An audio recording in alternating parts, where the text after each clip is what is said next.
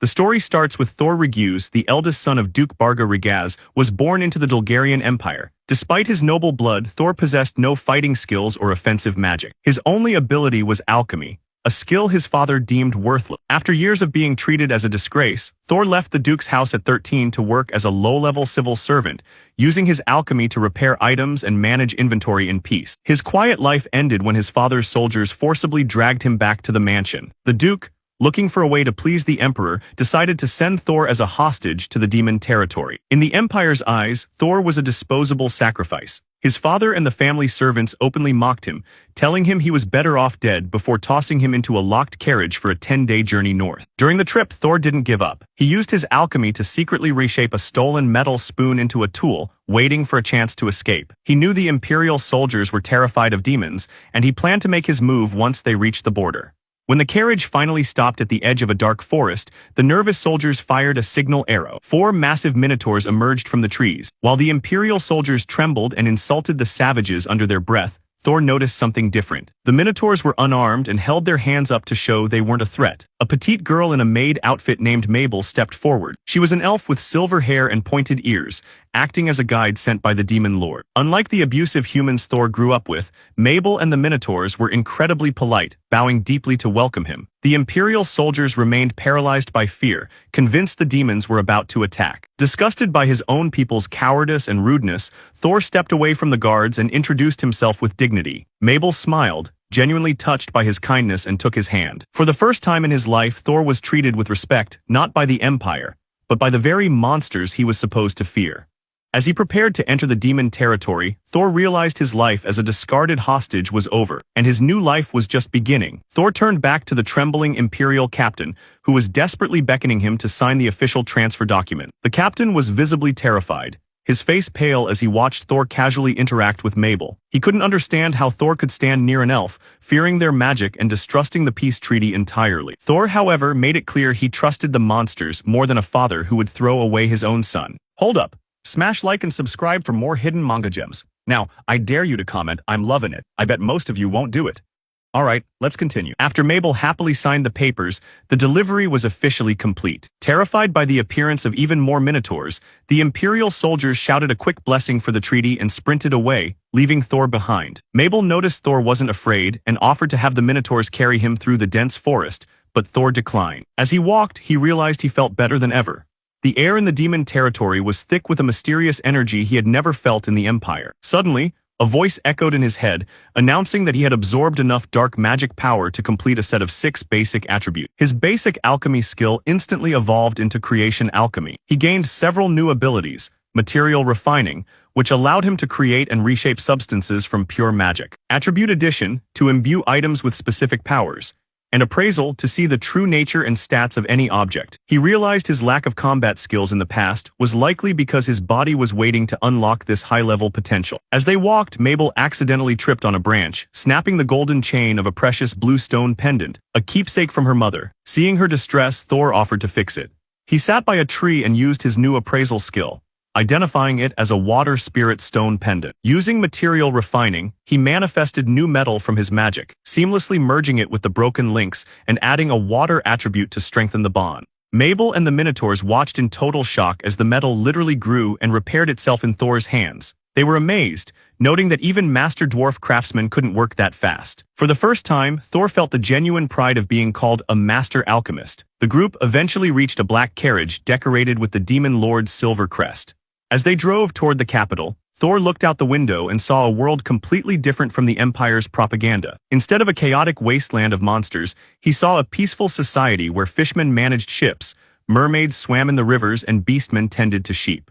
Mabel explained that the demon lord simply put everyone where their talents were most useful. When Thor asked about previous messengers from the Empire, Mabel admitted she heard they usually vanished or went home secretly. Thor realized the truth.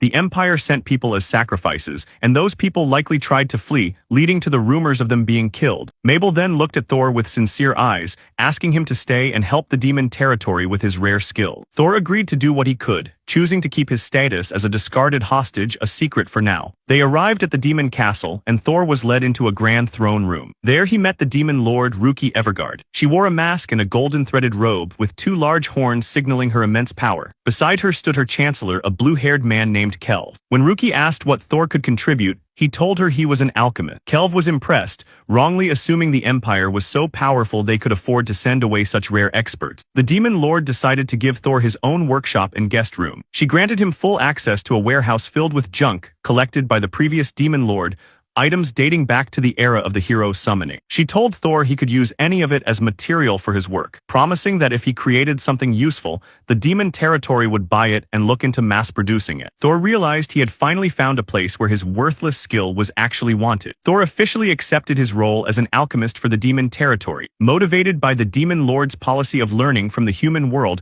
rather than just obsessing over raw strength. Unlike the Empire, which discarded him, Rookie Evergard valued his potential and gave him full access to a warehouse of junk left behind by heroes from another world. Thor realized that by using his creation alchemy, he could recreate the advanced technology of these heroes to help the demons and prove to the Empire that his skills were far from worthless. Back in the throne room, the demon lord and Chancellor Kelv discussed Thor's true power. Mabel showed them her repaired pendant, and Kelv's appraisal confirmed it was perfectly fixed, a feat thought impossible with their current technology. While Kelv suspected Thor might be a plant sent by the Empire to show off their superior numbers of experts, Rookie remained cautious. She ordered Mabel to serve as Thor's caretaker and watchman, though Mabel openly admitted she already trusted Thor due to her elven intuition. Left alone in the warehouse, Thor discovered he could actually read the strange languages in the hero's books, likely thanks to his evolved alchemy skills. He found a mail-order catalog filled with realistic pictures of items from the hero's world. One section on health goods caught his eye, describing items that could boost recovery and physical health. He decided his first project would be to recreate these tools to improve life in the demon territory. Mabel arrived with tea and noticed Thor's enthusiasm. As they talked, Thor learned that Mabel suffered from a magical circulation problem that made her body feel constantly cold, which was why she couldn't use magic well and wore thick fur socks. Wanting to help her, Thor found a foot bath in the catalog, a device designed to warm the feet and improve blood flow. Thor immediately got to work. He asked Mabel to clean a large metal bucket while he scavenged for parts. He found two broken shields in the warehouse, one for fire and one for wind. Using creation alchemy, he softened the metal of the shields like clay, easily pulling out the magic stones needed to heat and vibrate the water. When Mabel returned and saw Thor casually reshaping solid metal with his bare hands, she was completely stunned by the sheer level of his power. Thor used his creation alchemy to overlap the bucket and softened shields with the image of the foot bath. As he worked, the metal reshaped itself into a square tub. He carefully inserted the fire and wind magic stones into the base, focusing his magic power to ensure they would provide steady heat and gentle vibration. He realized that while he couldn't perfectly replicate the technology of the hero's world, he could use magic to create a high-quality substitute that performed the same function. Once the process was complete, a new item was born. The foot bath was incredibly durable, powered by magic stones that would last for a year and built to survive for decades. Mabel was stunned that Thor had finished such a complex task in under 10 minutes.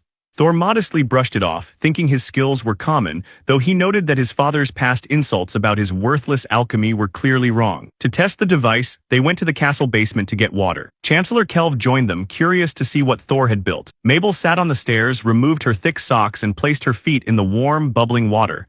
The effect was instant. As the fire stone heated the water and the wind stone created massaging bubbles, Mabel felt her body temperature rise, and her internal magic begin to flow properly for the first time in her life. Kelv was shocked. He explained that Mabel's grandmother was human, which had caused a permanent imbalance in her magic circulation that no healer in the demon territory could fix.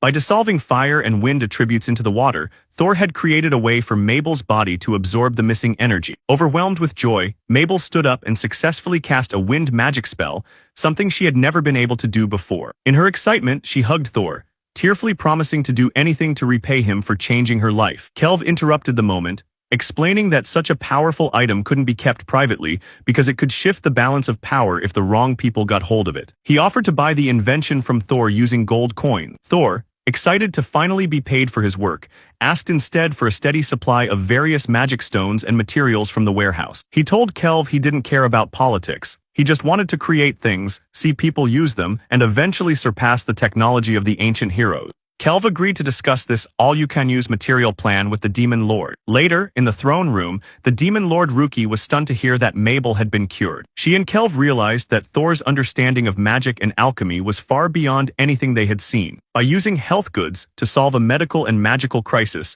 Thor had proven his value was immeasurable. Meanwhile, back in the Empire, trouble was brewing at the Duke's estate. A butler was sent to the government office to check on a magic sword belonging to the princess that had been sent for repairs.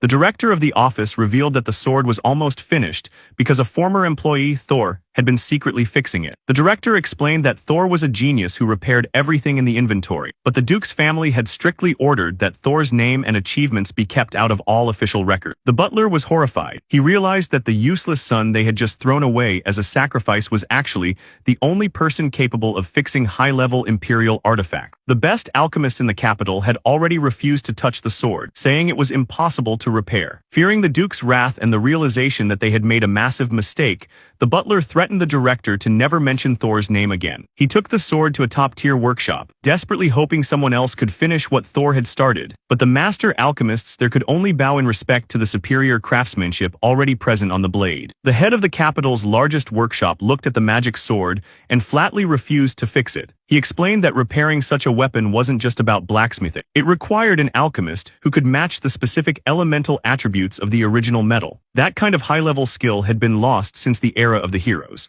The old man was actually fanboying over the work already done on the blade, calling the previous repairs amazing and begging to meet the person who did it. The butler panicked, knowing the genius they needed was the same son the Duke had just thrown away. Since he couldn't bring Thor back, he forced the alchemist to just do a cheap, surface-level fix, so the sword would at least look okay for the princess's upcoming ceremony. The alchemist hated the idea but agreed, as long as the butler signed a contract taking full responsibility if the sword broke later.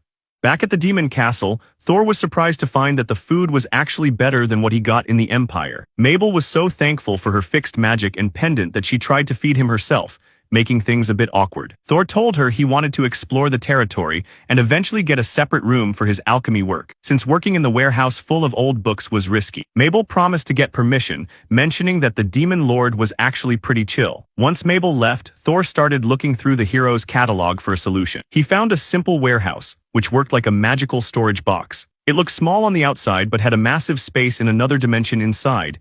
To build it, he needed earth, wind, and dark magic. He had enough earth and wind power, but his dark magic was too low because he had spent his whole life in the Empire, where that energy was rare. Just as he was wondering where to get more power, a huge wave of dark magic suddenly poured into his room from the hallway. His system immediately soaked it up, completing the requirements for the warehouse. When he opened the door, the Demon Lord Ruki was standing there. She had come by secretly to thank him for helping Mabel. Unlike the terrified messengers from the past, Thor was calm and respectful, which made Ruki curious about him. When she asked what he was up to, Thor showed her the catalog and said his goal was to create items that surpassed even the ancient heroes' technology. He wanted to make the demon territory a better place to live than the Empire. Ruki was impressed by his big talk and gave him the green light to start building immediately. Thor didn't wait. He pulled out the metal lumps he had already prepared from old shields and armor. He knew the most important part wasn't the metal shell, but the emptiness inside created by the dark magic. Since he now had the power, he started shaping the metal to create a doorway into a whole new dimension. Thor immediately got to work, mentally mapping out every detail of the simple warehouse from the hero's catalog. Even though he had to scale it down due to limited materials, his focus was absolute. Mabel and the Demon Lord Ruki watched in silence, with Mabel explaining that once Thor starts a project, his passion and concentration are unstoppable. Thor visualized the structure's roughness, weight, and temperature, eventually using his creation alchemy to overlap a translucent magical blueprint onto the metal scraps he had gathered. By imbuing the metal with dark magic for space and earth magic for stability, he successfully manifested the warehouse. The finished product was a metal box only 1.2 meters tall, but its stats were incredible. It featured a separate dimension inside, breathable air, and a preservation effect that prevented food and water from spoiling. It was even built to automatically absorb dark magic from the surrounding environment, making it self-sustaining for a century. Thor invited Mabel inside to check the interior, and they were both stunned. Despite the small exterior, the inside was a massive hall the size of a duke's mansion. Mabel was so thrilled she began running around the vast space, realizing that no treasure in the demon castle could compare to this. Thor admitted his goal was to eventually surpass the technology of the ancient heroes who founded the Empire, wanting to prove his worth by creating a world even better than the one that exiled him. Mabel, moved by his kindness and his help with her magic circulation, promised to support his alchemy however she could. Their conversation was interrupted by Ruki's voice from outside. Because the warehouse was a separate dimension, they hadn't heard her knocking. Ruki was curious and a bit suspicious of a foreign alchemist creating a pocket dimension inside her castle, so she demanded to see the interior for herself. Thor agreed, but as soon as the demon lord stepped inside, the warehouse's automatic organization function kicked in. Since Ruki was wearing a high-level magic mask and robe, the system identified them as rare items and instantly stripped them off her to store them properly. This revealed Ruki's true form. She wasn't a terrifying monster, but a beautiful, petite blonde girl with dark red eyes. Panic ensued as Ruki tried to hide her face, but she eventually calmed down and explained the truth. Because the Empire only respects strength, she had to use magic items to appear as a mysterious and intimidating figure to keep her enemies at bay and her people united. She felt insecure about her small stature and slow physical growth, fearing that no one would take a weak-looking girl seriously as a ruler. Thor, however, was genuinely moved by her appearance, telling her that her natural beauty far surpassed any functional beauty he could create with alchemy. He then shared his own secret. He wasn't a prestigious guest sent by the Empire, but a discarded hostage and a sacrifice deemed worthless by his own father because he lacked combat power. This shared vulnerability created a new bond between the useless alchemist and the weak demon lord, as both had been judged by a world that only valued raw strength. Mabel was shocked to hear that Thor was actually a sacrifice sent by the Empire. She couldn't understand why he would reveal such a weakness when he could have used the Empire's name to make demand. Thor explained that he didn't want to hide behind a lie and asked her to keep his status a secret so the demon territory wouldn't treat him differently. In exchange, he promised to keep Ruki's true identity a secret.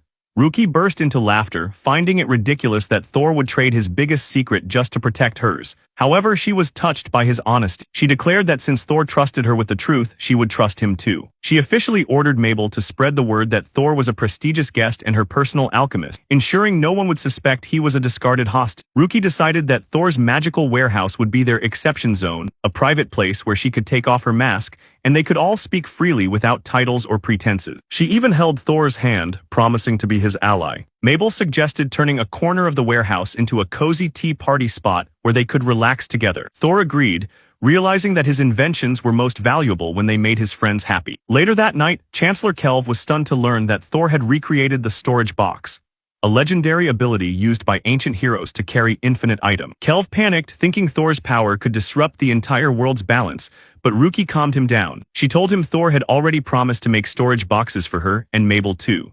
Kelv realized that with Thor around, the very concept of rare items was about to change forever. Kelv suggested a political marriage between Thor and Mabel to keep his talents tied to the demon territory, even suggesting they could use a future child as a hostage. Ruki immediately shut him down. Knowing Thor's history as a discarded son, she refused to allow anyone to use him or his future family as pawn. Under her mask, she felt flustered at the thought of Thor marrying someone else, though she tried to hide it from Kelv. Meanwhile, back in the warehouse, Mabel helped Thor set up the tea party area. As they worked, Mabel opened up about Ruki's past. Ruki had been raised by a very strict father who valued raw power above all else. Because she looked small and weak, she felt forced to hide behind a mask to command respect. Thor realized they were very similar, as both had been judged by parents who only cared about combat strength. Mabel warned Thor about the military faction in the demon territory, specifically General Risinga, a massive flame giant descendant who obsessed over physical power. She advised Thor to stay away from those who believe might is right, as they wouldn't understand his alchemy. As the night ended, Mabel insisted that Thor stop using formal language with her. She explained that as the demon lord's personal alchemist, he outranked almost everyone in the castle. After a bit of back and forth, Thor finally agreed to call her simply Mabel. For the first time, Thor felt a sense of belonging and peace that he had never found in the competitive, power-hungry empire. After Mabel swore her loyalty and left for the night, Thor reflected on his first day in the demon territory. He had found ancient books, created high-level magic items, and finally felt at home. He decided then that he would use his alchemy to make this land better than the empire ever was, aiming to surpass even the technology of the legendary hero. Meanwhile, back in the Dulgarian Empire, a royal party was underway. Duke Barga Regaz was basking in the attention of other nobles, bragging about sacrificing his son for the sake of the nation. He openly mocked Thor's memory, calling him a disgrace and a good-for-nothing, while his butler nervously tried to warn him about something. The Duke's arrogance was cut short when Princess Liana arrived. Instead of greeting the Duke, the princess ordered the guards to throw him out, calling him a threat to her life. She revealed that the magic sword the Duke's house repaired had shattered during a monster battle, nearly getting her killed. She exposed the truth. The Duke's butler had signed a contract admitting they only did a surface-level fake repair because they couldn't actually fix it. However, the princess noted that a small portion of the blade had been fixed perfectly by someone else, and that section was the only reason she survived. She demanded to know the name of the genius who did the real work so she could take them into her service. The Duke was paralyzed with fear. The genius she wanted was the same son he had just sent away to die. Following the public humiliation, the Duke was banned from the palace, and in a fit of rage, he threw his butler into prison to take the fall. The next morning in the demon territory, Mabel brought Thor a breakfast identical to what the demon lord eats. Thor felt awkward being treated like royalty, especially when he compared it to his life in the Empire where he ate 3-day-old bread. Mabel explained that everyone in the castle was eager to learn from him, as the demon territory was focused on self-improvement after their historical losses to human heroes. As Mabel guided Thor through the castle, they stopped at a statue of the first demon lord. Thor's creation, Alchemy, immediately told him that the sword held by the statue was a fake. Mabel confirmed the original legendary magic sword had been lost ages ago. Thor secretly decided he would either find it or build an even better one for Ruki, something unique, like a whip sword that could channel her dark magic. Their peaceful tour was interrupted by a massive, muscular man with red hair that looked like flickering flames. It was General Risinga, the leader of the military faction Mabel had warned him about. The giant stood over 2 meters tall, radiating heat and looking down at Thor with clear doubt. He had come to see if the prestigious guest from the Empire was actually worth the hype or just a frail human. Thor politely introduced himself to General Risinga, but the general was unimpressed, calling Thor a weak boy who looked more like a desk worker than a warrior. Standing beside the general was a person in full plate armor, covering every inch of skin. This was the general's daughter, Agnes. When Risinga realized Thor had no combat skills, he mocked him, saying he had hoped for a match between Thor and Agnes to test her strength. During the conversation, Agnes' helmet began spouting flames as she struggled to control her emotion. Mabel stepped in, scolding the general for his rudeness toward a guest of the demon lord. Risinga ignored the lecture, questioning how a weak alchemist could possibly help their ruler. Thor calmly replied that he could strengthen Agnes' armor. He had noticed the armor used double earth attributes for fire resistance, but it was becoming loose and damaged from the heat of her flame. The general took offense at the suggestion of a weak human touching his daughter's gear and stormed off with Agni. Later, after a full tour of the castle, Thor decided to visit the bathhouse to relax. Finding no occupied sign, he entered the resting area and spotted Agnes' armor lying on the floor. Nearby, a door to the boiler room was open. Inside, Thor saw Agnes without her armor, dancing with 3 small fire-breathing salamanders. She was using her own flames to help them boil the water for the castle's bath. Because she is a descendant of the flame giant Ifrit, her body naturally generates intense heat that would incinerate normal clothing, which is why she only wears flame-resistant armor. When Agnes noticed Thor, she panicked, accidentally shooting a blast of fire at him. Thor quickly used a small, simple warehouse item to suck in and trap the flames, keeping himself safe. Distraught, Agnes hid behind the boiler room door, terrified that she had hurt a guest, or that her father would punish the salamanders for her lack of control. Thor calmed her down, realizing now why the general had been so protective. Fixing Agnes' armor literally meant taking away the only thing she could wear. Once Agnes put her armor back on, the two sat down in the resting area. The atmosphere was awkward, but Agnes took the blame, admitting she had forgotten to put up the occupied sign while helping the spirits. Thor noticed the salamanders acting protective of her and realized that beneath the scary armor, Agnes was just a kind girl trying her best to manage a power she couldn't fully control. Thor apologized for seeing Agnes without her armor, but he quickly turned the conversation to her power. He had used his appraisal skill to realize that her armor was failing because it couldn't handle her intense heat. Agnes removed her helmet, revealing her topaz-colored eyes and hair that flickered like real fire. She explained that as a descendant of the flame giant Ifrit, she generates massive amounts of heat that she cannot yet control. Whenever she gets nervous or excited, flames erupt from her body, burning any normal clothes and even hurting people around her. This was why she stayed in the boiler room with the salamanders. They are fire spirits and her only friends who don't get burned. Thor promised to find a solution, explaining that as the demon lord's alchemist, it was his job to help the territory's citizen. To help her immediately, he gave her the ultra-small simple warehouse he had made earlier. He showed her how to use it to store her flames whenever they flared up, acting as a temporary safety valve. Agnes was moved by his kindness and accepted the gift, mentioning that she only needs to manage for 5 more years until her powers naturally stabilize at age 20. Back in his room, Thor consulted his mail order catalog to find a more permanent fix. Mabel arrived and, seeing Thor's dedication, shared a secret.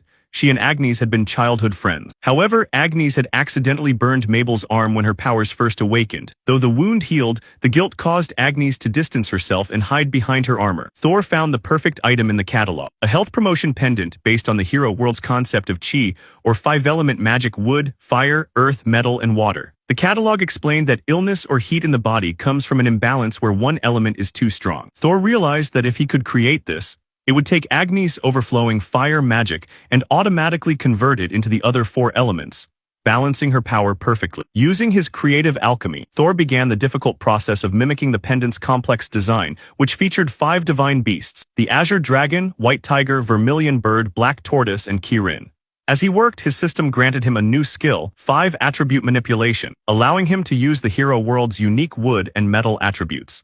He successfully forged the silver pendant, housing a magic conversion mechanism inside. The finished item was a high-rarity masterpiece designed to divide the wearer's magic into 5 equal parts, finally giving Agnes a way to live a normal life without her flames destroying everything she touched. The health promotion pendant worked exactly as planned. Instead of letting Agnes' fire magic explode outward, it converted the energy into the other 4 elements: wood, earth, metal, and water. This didn't just stop the flames. It recycled the energy to boost her health, vitality, and physical strength. Seeing how effective it was, Mabel suggested making giant versions of these statues to balance the magic of the entire demon territory, though Thor knew that would require the demon lord's permission first.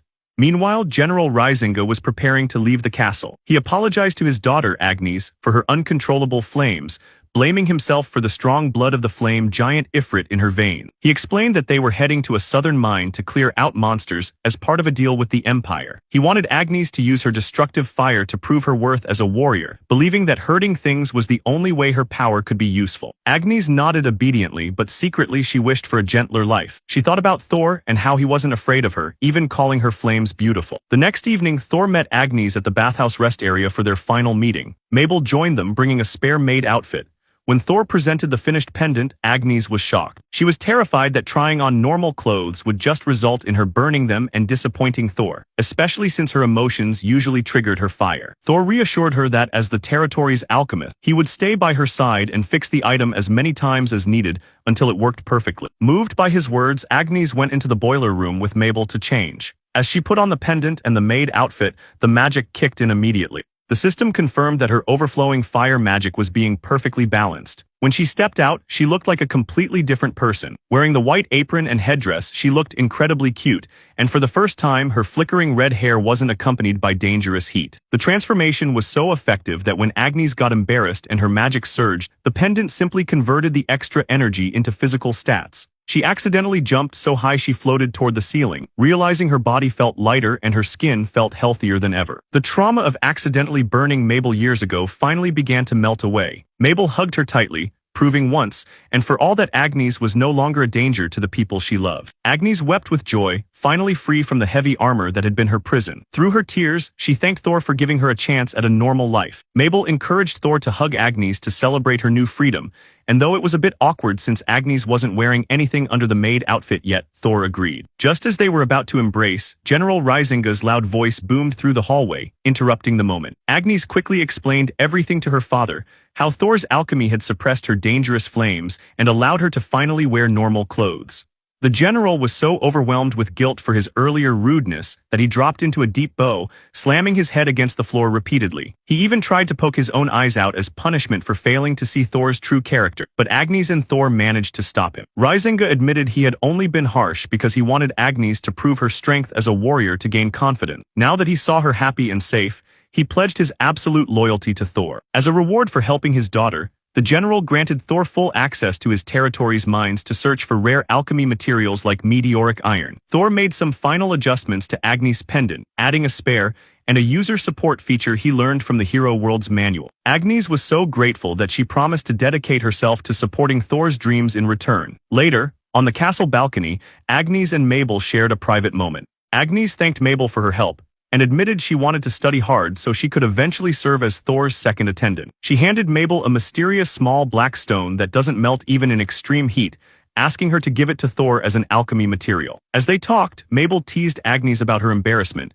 realizing that Thor had seen quite a bit during their accidental meeting in the bathhouse. While Agnes turned bright red, Mabel jokingly wondered if she, as Thor's loyal maid, should also accidentally show as much to keep her master happy. Agnes and Mabel shared a private moment where Agnes revealed she had been practicing fire control in the boiler room with the salamanders. They promised to keep her secret between them and Thor. Meanwhile, in the throne room, Flame General Risinga knelt before Demon Lord Ruki and Chancellor Kelv. In a shocking move, the general swore an absolute oath of allegiance in the name of the primordial flame, a sacred vow of the Ifrit bloodline that hadn't been used since the time of the first Demon Lord. Risinga explained his change of heart, calling Thor his benefactor. He admitted that he had initially tried to kidnap Thor out of a misunderstanding, but Agnes had stopped him. He marveled at how Thor's alchemy had transformed his daughter. She was now so strong that she had easily restrained and lifted her father over her head. Ruki was stunned. She realized Thor hadn't just suppressed Agnes' flames, but had converted that energy into physical power that rivaled a legendary hero's magic. Risinga offered to resign as punishment for his rudeness,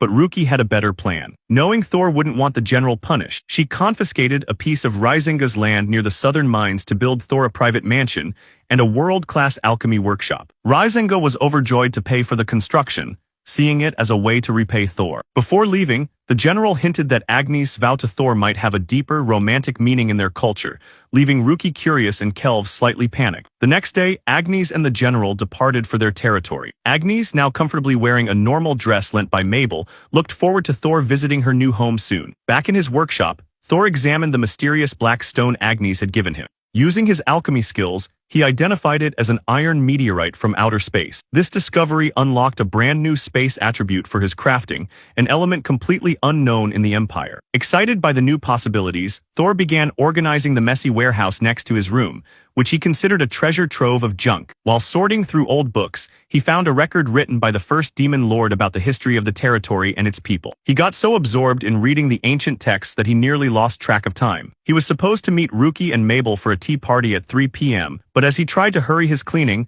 a voice called out to him, interrupting his work. Thor was deep in a book written by the first Demon Lord when Mabel and Ruki arrived for their tea party. Ruki had ditched her usual mask and heavy robes for a stylish black outfit with ribbons, looking every bit like a normal 15-year-old girl. When Thor complimented her, she got flustered and demanded he stop calling her Your Majesty and just use her name, Ruki, as a sign of their friendship. While cleaning the warehouse, Thor found a short black magic sword in a wooden box. Using his appraisal skill, he identified it as a discarded prototype from a failed project to recreate the legendary magic sword. It only had a basic strength-boosting effect and a dull blade. Ruki officially gifted it to him, and Thor immediately proposed a new project. He wanted to use his alchemy to turn this replica into a masterpiece that Ruki could use in battle, something so cool it would match her true face once she finally felt comfortable enough to stop wearing her mask.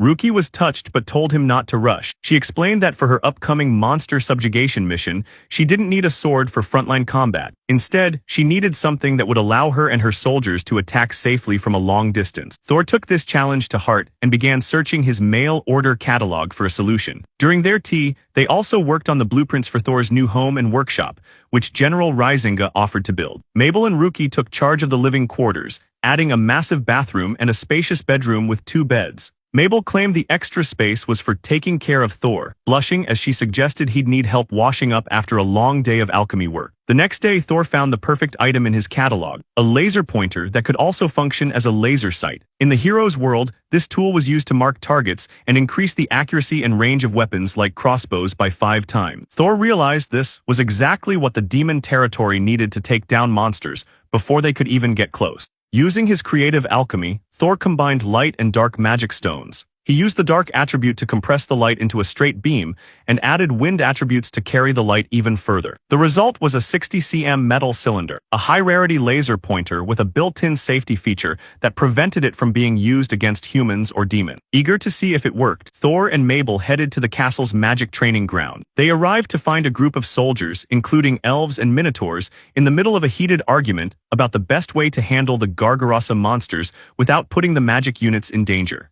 Thor stepped forward, ready to show them how his new invention could solve their tactical nightmare. Thor and Mabel headed to the castle's magic training ground, where a Minotaur commander and an elf mage were arguing. The two units were at odds over the upcoming Gargarasa monster mission. The vanguards wanted a fast assault, while the mages feared being surrounded and needed to maintain a safe distance. Thor noticed that, unlike the Empire's rigid hierarchy, the demon territory allowed soldiers to openly debate strategy. After getting permission to use the facility, Thor tested his new laser pointer. He shouldered the device, and a bright red dot appeared on a distant stone target, framed by a black border for visibility. He asked Mabel to fire an ice spell at the mark. To her surprise, every icicle arrow hit the center perfectly, even as they moved back to 3.5 times the normal magic range. Thor realized the device wasn't just a visual aid. The beam of light and dark magic created a physical flow that pulled the spells toward the target. Mabel was stunned, noting that such technology made long-distance combat incredibly safe. The soldiers nearby stopped their arguing and watched in total silence, shocked to see a maid, who previously struggled with magic, hitting targets at impossible distances. Realizing the tactical problem was solved, the commanders rushed to the Chancellor's office to demand Thor's invention be approved for the mission. Meanwhile, in the southern territory of General Risinga,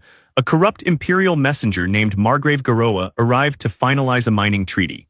The Demon Lord had agreed to share silver from a new mine with the Empire in exchange for cooperation in clearing out monsters. However, Garoa tried to bribe Risinga, suggesting they extend the contract to 4 years and pocket the extra silver themselves. Garoa's plan was to frame Thor for the crime, claiming Thor had forged the documents to steal the silver for himself. He assumed Risinga would agree since the Empire viewed Thor as a worthless sacrifice. He didn't realize that Risinga now considered Thor a hero and a close friend who had saved his daughter. Exploding in rage, Risinga's body erupted in flames, turning the meeting table to ash. He screamed at the terrified Margrave, declaring that Thor was his benefactor and a potential husband for his daughter, Agnes. Risinga called off the local negotiations, stating he would report the Empire's corruption directly to the Emperor. He made it clear that the demon territory would no longer deal with lowly nobles who tried to use Thor as a scapegoat. Terrified by the general's power and the sudden collapse of his political career, Garoa watched as Risinga shattered the reinforced windows, signaling that the meeting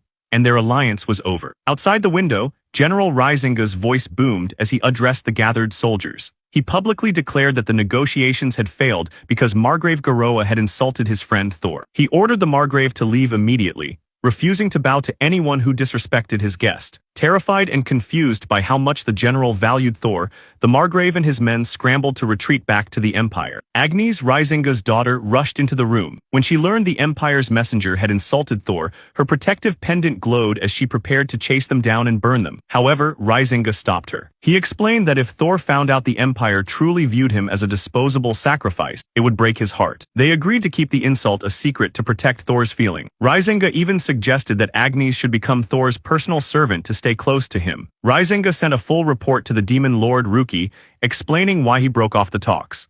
A few days later, Ruki replied, fully supporting his decision. Surprisingly, she had also received a letter from the Emperor of the Empire. The Emperor claimed the Margrave's bribe attempt was an unauthorized move and offered to help kill the monsters for free as an apology. The Empire even promised to send the third princess, Liana, to assist. To show the demon territory's strength, Ruki decided she would lead the mission herself. This would be her first official conquest, and a thrilled Risinga began preparing his troops to welcome her. Back in the Empire, Duke Barga Regus was in a panic. He had already bragged to the Emperor that the silver mine deal was a guaranteed success. When he found out the general had rejected the deal specifically to protect Thor, the Duke was stunned. He couldn't understand why a powerful demon general would care about his useless son. The Duke's situation turned from bad to worse when the Minister of Military Affairs, Zagrin, arrived at his office with soldiers. Zagrin revealed he had spies in the Margrave's camp and knew everything, including the Duke's plan to frame Thor. The minister was disgusted not by the cruelty, but by the Duke's stupidity in offending a powerful general. The consequences were immediate and brutal. The minister informed the Duke that Thor was now a taboo subject. The boy the Duke called useless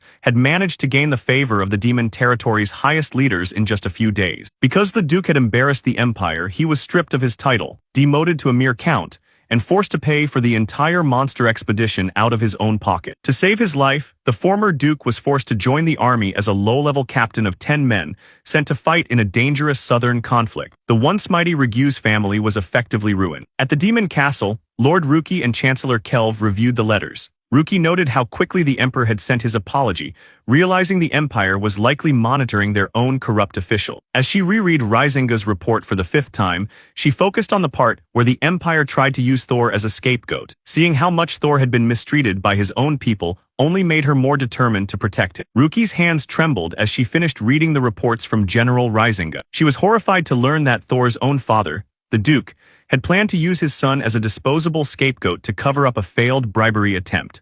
The realization of how poorly Thor had been treated in the Empire made her blood boil, but she forced herself to stay calm to maintain her dignity as the Demon Lord. Later, Ruki met with Chancellor Kelv to discuss the situation. They agreed that while the Empire's corruption was disgusting, Thor's status in the demon territory wouldn't change. He was an essential friend and a brilliant alchemist. However, while Risinga wanted to keep the Duke's betrayal a secret to protect Thor's feelings, Kelv argued that Thor needed to know the truth to avoid being manipulated by the Empire in the future. Ruki decided she would be the one to tell him personally during their next tea party. In Thor's room, the mood was light as he and Mabel showed Ruki the successful results of the laser pointer. Ruki tried to act natural, but the weight of the news was too much. As she looked at Thor's smiling face, she realized how cruel it was to tell him about his father's betrayal in such a happy setting. When she finally tried to explain the incident at the silver mine, her voice cracked. She couldn't hold back her emotions and began to cry, eventually sobbing as she told Thor that his father had tried to frame him for a crime that would have cost him his life. Thor was surprised to see the Demon Lord crying for him, but he took the news calmly. He comforted Ruki, telling her it sounded exactly like something his father would do. He explained that in the Empire, strength is everything. His grandfather, a legendary swordmaster, was killed by a common thief while drunk,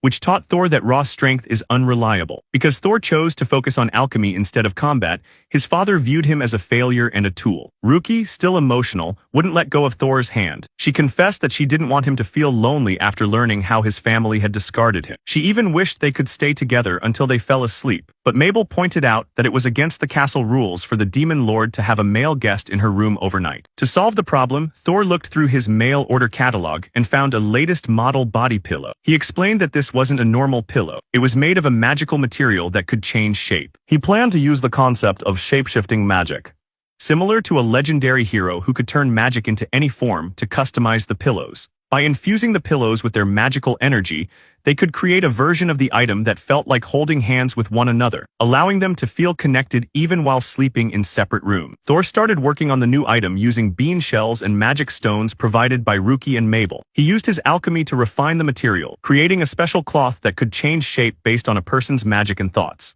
To make it even better, he added water and wind elements so the pillow would stay soft, cool, and breathable. To test the invention, Mabel held the pillow cover and filled it with her magic. When they put the cover on the pillow, it transformed into a perfect copy of her. While Ruki and Mabel were impressed, Thor called the creation a failure. He explained that even though it looked like Mabel, it couldn't capture her real beauty or the kindness she showed him every day. He went on a long rant praising her charms, which made Mabel so shy she couldn't even look up. After the test, Thor made a version of the pillow that looked like himself for Ruki. He explained that because the pillow shared his senses, Ruki could hold its hand and he would feel it in his own room, keeping them connected while they slept apart. That night, Mabel sneaked the pillow cover into Ruki's room. Since the Demon Lord's floor is strictly off-limits to men, this was the only way for Ruki to feel close to him. After getting ready for bed, they put the cover on the pillow, and it turned into a sleeping version of Thor. Even though she felt a bit embarrassed, Ruki was happy that Thor had gone to such lengths just to fulfill her wish. The two girls tucked the pillow into bed,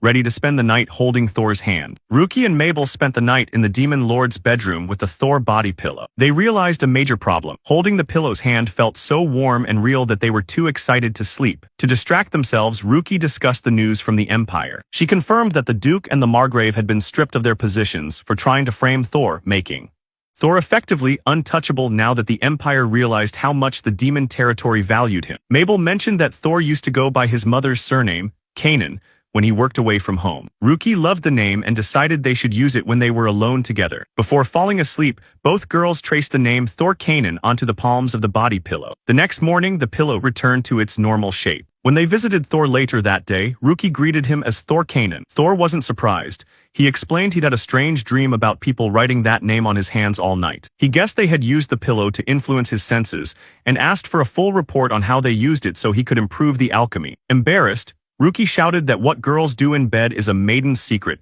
and told him not to ask any more questions. Later in the throne room, Thor gave a formal presentation to Ruki, Chancellor Kelv, and the military leaders. He introduced a new material he discovered while making the pillow: magic cloth. By melting magic stones into fabric, he created 4 types of cloth based on the primary elements: earth, brown, extremely strong and fire-resistant, impossible to tear; water, blue, highly flexible and form-fitting, perfect for swimming or active wear; fire, red, incredible heat insulation, keeps the wearer warm in freezing weather; wind, green, breathable and quick-drying, keeps the wearer cool in heat.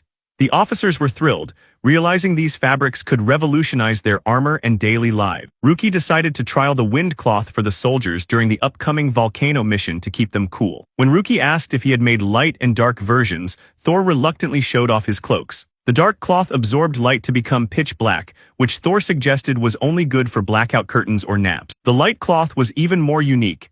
It became 80% transparent when magic was applied. Thor considered it a failure because it wasn't perfectly invisible, but the sight of a semi-transparent cloak left the entire room in shock at the potential of his failed invention. Thor showed the group a dual-attribute magic cloth that combined light and dark. This failed experiment randomly turned either pitch black or transparent whenever magic touched. Though Thor thought it was useless, he joked about gifting it to people he hated so their clothes might disappear. Ruki and the Chancellor agreed it wasn't practical yet, but praised Thor's other fabrics. Ruki then ordered the army to use the wind cloth for the mission and told Thor to take a break. She suggested he visit General Risinga's territory to scout a location for his new workshop and relax in the local hot springs. Before leaving, Mabel briefed Thor on their target, Gargarasa. It is a massive metal-tough spider with a swarm of subordinates. Its sticky threads are its deadliest weapon, capable of trapping anyone and silencing mages. Thor learned that the mission was a joint operation with the Empire, and the third princess, Lyanna, would be joining them to test her legendary holy sword. Although Thor had no interest in the Empire, his curiosity as an alchemist piqued. He wanted to see a real holy sword so he could eventually craft a magic sword for Ruki that would surpass it. As the army marched south, the soldiers were in high spirits thanks to Thor's invention. In the hot volcanic region, the tents and uniforms made of wind cloth kept everyone cool and dry. Thor also found a clever use for the failed light cloth. By making storage bags and tents transparent with a touch of magic, the soldiers could instantly check their inventory without opening anything. Even though Chancellor Kelv limited the use of some advanced items like the simple warehouse to keep the soldiers from getting confused, the elite units were fully equipped with Thor's pendants and gear. At the base of the mountain, Ruki held a final strategy meeting. General Risinga's fire-breathing units would take the front line to burn Gargarasa's webs, while the Minotaur units, strengthened by Thor's health pendants, would handle close combat. To deal with any excess webbing that couldn't be burned, the leaders were equipped with storage items to suck the threads away. With the strategy set, the Demon Territory's elite stood ready to meet the Imperial Army and begin the hunt. The Demon Territory leaders finished their final meeting to prepare for the hunt. They planned to use Thor's storage items to clear spider webs, his special pendants to power up the Minotaurs, and his laser pointers to help mages hit targets from a distance. Ruki warned her captains not to get overconfident, while Chancellor Kelv complained that the Empire was being suspiciously silent about their own plans. Thor had a feeling the Empire was trying to use the monsters to level up their weak soldiers, a move that could easily go wrong. Suddenly, a messenger arrived with news that the Imperial Army had already started the fight on their own near the border. At the Empire's camp, the Minister of Military Affairs, Zagran, was busy trying to show off. He had brought Princess Lyanna,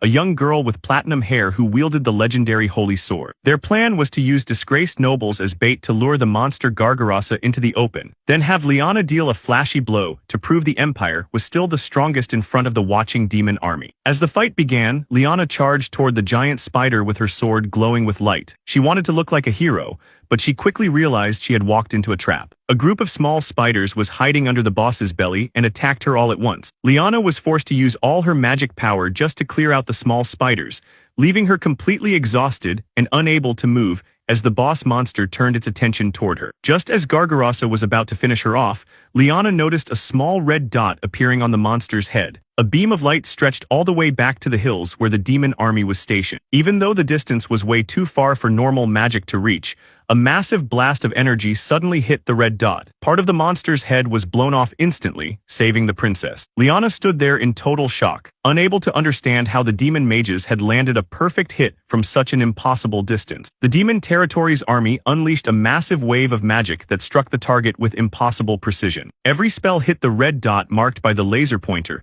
blowing away the monster Gargarasa's head and legs. While the beast struggled in agony, the Imperial army was in a state of total collapse. Princess Lyanna, exhausted and unable to move after wasting her magic on small spiders, was forced to retreat by her commander Zagrin. The Empire's blockade had failed, and their plan to secure a heroic kill for the princess was ruined. Liana felt the sting of humiliation, having been saved by the very demons she intended to outshine. Watching from the hills, Demon Lord Ruki and Chancellor Kelv were stunned by the laser pointer's true power. They realized it didn't just extend range, it acted as an attack magic amplifier. By creating a physical line of magic power, it pulled every soldier's spell into a single point, concentrating the force of a dozen mages into one devastating strike. Ruki realized Thor had accidentally created a game-changing weapon of mass destruction. Refusing to watch the humans die, Ruki ordered her army to assist the retreating Empire. General Risinga and the Minotaur units, powered up by Thor's health pendants, prepared for close combat, while the mages continued their long-range bombardment. Using the laser pointer, the elven units tore through the remaining monsters from a distance so great they were barely visible. Ruki decided to show her own strength to ensure the Empire wouldn't underestimate her. She unleashed her void magic flame, a dark magic that erases existence itself. Because the laser pointer was powered by dark magic, it created a constant link between Ruki and her spell. This allowed her to move the black flames around freely just by shifting the red dot. She wiped out the small spiders effortlessly, moving the fire from target to target like a remote-controlled disaster. The Gargarossa, realizing it was outmatched, tried to flee, but Ruki pinned it against a rock wall with her magic. The massive beast finally collapsed and died under the relentless pressure of the black flames. The Demon Territory's soldiers cheered, hailing Ruki as a ruler even more powerful than the first Demon Lord. Meanwhile, Risinga and his units were left standing awkwardly, disappointed that Thor's inventions had made the battle so easy they didn't even get to swing their weapons. With the threat gone, Ruki declared victory. She called out to the Imperial Army, specifically Princess Liana, requesting a meeting to discuss their joint operation. Though she was annoyed that the Empire had broken their promise and acted alone, Ruki chose to remain diplomatic for the sake of long-term peace. She hoped that by working together, the common people of the Empire might eventually see demons as allies rather than monsters. An hour later, the two armies set up separate camps. While the Demon Territory celebrated a flawless victory with 0 injuries, the Imperial camp was a mess of wounded soldiers and bruised egos. Princess Liana and Zagrin eventually agreed to the meeting, walking toward the Demon Lord to face the consequences of their failed gamble. The meeting between the leaders took place at a midpoint between the two camps. On the demon side were Ruki, Chancellor Kelv, and General Risinga. Representing the Empire were Princess Liana and the Minister of Military Affairs, Zagrin. Liana, still covered in monster blood and visibly shaking, thanked Ruki for saving them. She admitted her own lack of power, clearly terrified after seeing the demon army effortlessly destroy a monster she couldn't even scratch with her holy sword. Ruki felt a bit of pity seeing the princess so broken, but she was also thinking about the incredible power of Thor's laser pointer. She officially introduced herself as the Demon Lord and tried to comfort Liana, telling her that even a legendary hero would have struggled against such a beast, and that her wounds were proof of her bravery. As Liana struggled to speak, Zagrin stepped in. He thanked the demons for their help but then tried to spin the story, claiming the battle was a joint victory for both nations. Kelv and Risinga were annoyed by this lie. Following their pre-battle plan, Kelv questioned why the Empire attacked early instead of waiting for the joint meetup. He pointed out that the Empire's reckless move almost led to a disaster. Ruki pressed Liana for the truth, asking if the Empire had intentionally lured the monster out, which would be seen as a hostile act. Before the princess could confess, Zagrin interrupted. He blamed the entire mess on a group of runaway soldiers and criminals who supposedly acted without orders. He claimed Liana only fought the monster to save those men. It was a clear lie designed to save face and hide the fact that they tried to steal the kill and failed. To shut them up, Zagrin offered a bribe, a formal letter of appreciation and a chest of treasures. He refused to let the demons interview the guilty soldiers, claiming they were too injured to speak. Ruki stepped aside with her advisors to discuss the offer. Kelv suggested they accept the bribe and the letter. It was official proof that the Empire owed them, which was good for future politics. Risinga was furious about the broken promise, but Ruki calmed him down. She ordered Risinga to secretly search the monster's nest afterward to find those runaway soldiers and get the real story. Returning to the tent, Ruki accepted the deal. As the meeting ended, Liana asked one last question. She was fascinated by the long-range magic the demons used and asked if it was the work of a wandering alchemist. She mentioned that someone had recently repaired her magic sword and she wanted to find him. Liana's tone changed. She spoke about the alchemist as a low-ranked tool. She said she wanted to use him for the Empire, suggesting he should devote his entire life and body to serving the royal family. Hearing this, Ruki's blood boiled. She realized the Empire had no idea they had thrown away a genius like Thor by sending him as a sacrifice. She was disgusted that Liana only cared about Thor's utility and saw him as an object to be owned. Ruki's voice turned cold as she refused to give any information. She told Liana that the Empire had already made its choice to discard him, and now they had to live with that mistake. In a burst of protective anger, Ruki took off her mask, staring Liana down with glowing red eyes. She shouted that Thor was happy in the demon territory, that he was her dear friend, and that she would never, ever hand him over to people who just wanted to exploit him. Realizing she had just screamed about how much she loved living with Thor in front of everyone, Ruki turned bright red and quickly put her mask back on. She awkwardly ended the meeting, wishing for peaceful relations, while her advisors stood there in shock at her outburst. Frightened by the demon lord's intensity, Liana and Zagran quickly apologized and ended the negotiation. The Minister of Military Affairs, Zagran, tried to play nice, praising Ruki's dark flames as a terrifying power the Empire respected. Ruki didn't let him flatter her. She coldly told him that her strength wasn't her own. It came from someone the Empire considered weak. She explained that without that person's help and knowledge, her army couldn't have won so easily. Zagran was confused, but Ruki just grinned, told him it was a lesson he needed to learn, and walked away, ending the meeting. Meanwhile, Thor was heading toward the monster's nest with Mabel and a squad led by Agnes. They were searching for any surviving spiders or Imperial soldiers. Agnes and Mabel were worried about Thor being out in the open, fearing he might run into people from his old home. Thor reassured them by putting on a new dark magic robe he'd made. It was dusk, and the robe absorbed light, making him practically invisible in the shadows. He was also hoping to find spider remains to study. He wanted to understand how the princess's holy sword worked so he could craft a magic sword that surpassed it. Suddenly, the scouts found an Imperial soldier. Mabel and Agnes quickly hid Thor in the trees. Agnes stepped forward to handle the situation. The soldier was a middle-aged man in leather armor who claimed he had been lost after the monster attack. As he came closer, Thor recognized him immediately. It was the guard captain of his father, Duke Barga Regus. This was the same man who had helped frame Thor and mock him during his exile. Thor sensed a trap. He handed Mabel a special cushion he had brought and told her to have the soldier sit on it. When the guard captain sat down, he handed over a letter claiming that Duke Regus realized he had made a mistake and wanted to apologize to Thor. He even called Thor his lord, which Thor knew was a total lie. Mabel and Agnes, acting on Thor's plan, started questioning the captain about Thor's hobbies and favorite things to see if he really was a trusted aide. The man couldn't answer a single question because he never cared about Thor back in the Empire. Seeing enough, Thor stepped out of the shadows, revealing himself. The captain was shocked to see Thor being protected and respected by the demon army. The captain insisted Thor read the letter alone, but Thor did the opposite. He ordered Agnes and Mabel to read it out loud for everyone to hear. The letter was a blatant trap. His father claimed to be sorry, but then asked Thor to spy on the demon territory, report on General Risinga's military strength, and eventually return to the Empire, bringing Agnes with him as a guest, who would obviously be a hostage. In exchange, his father promised to let him back into the family. Thor was disgusted. He realized the letter wasn't even his father's words, it was written by the Empire's higher-ups. He decided he was done with them forever. In front of all the soldiers, Thor announced that he was officially throwing away the name Regus. He declared that from that day on, he would use his late mother's surname and be known only as Thor Kanan, an alchemist of the demon territory. Mabel and Agnes were moved to tears by his resolve, and the demon soldiers cheered, swearing their loyalty to Thor Kanan regardless of his past. The guard captain lost his mind, screaming that Thor had no pride or grace left as a noble. Thor simply told him that he didn't need any of it. He told the captain to go back and tell his master that Thor Regus was dead. When the captain tried to draw his sword and escape, he found he couldn't move. He was stuck to the rock. The cushion Thor had given him was actually a trap cushion designed to capture monsters. It worked perfectly on humans too, leaving the captain pinned down as the rest of the demon army closed in. The guard captain tried his best to break free, but the trap cushion only gripped the rock tighter as he struggled. Thor watched him squirm, calmly telling the man he looked tired and should just relax.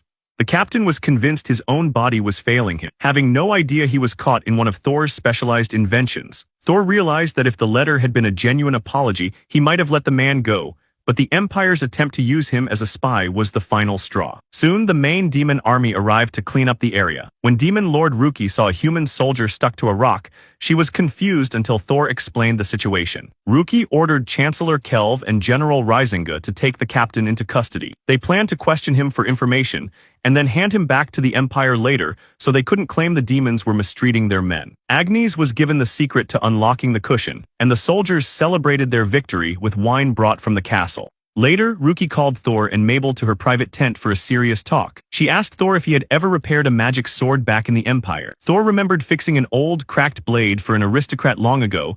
adding light and earth attributes to it before he was pulled away from the project. Ruki revealed that the sword belonged to Princess Liana, who was now searching for the wandering alchemist who fixed it. Ruki was honest with Thor, explaining that Liana wanted to find him and force him to serve the royal family forever. Ruki admitted she had already screamed at the princess and refused the offer on the spot because she didn't want to lose her friend. She felt guilty for making a choice for Thor without asking him, but Thor quickly reassured her. He told Ruki he had no intention of going back to a place where he was just a tool. He was happy in the demon territory because Ruki gave him freedom and appreciated his work. Hearing this, Ruki took off her mask, her eyes soft with relief, and thanked him. They then discussed the guard captain's letter. Thor pointed out that the letter was filled with fancy language his father never used, meaning the Empire's higher-ups had written it. He suspected the Empire sent the captain knowing he would get caught, just to plant seeds of doubt within the demon army. However, Mabel and Ruki laughed off the idea. They knew Thor's loyalty was solid. After all, a spy wouldn't give his best weapons, like the laser pointer, to the people he was supposed to be spying on. Thor then apologized to Ruki, saying that after seeing the princess's holy sword,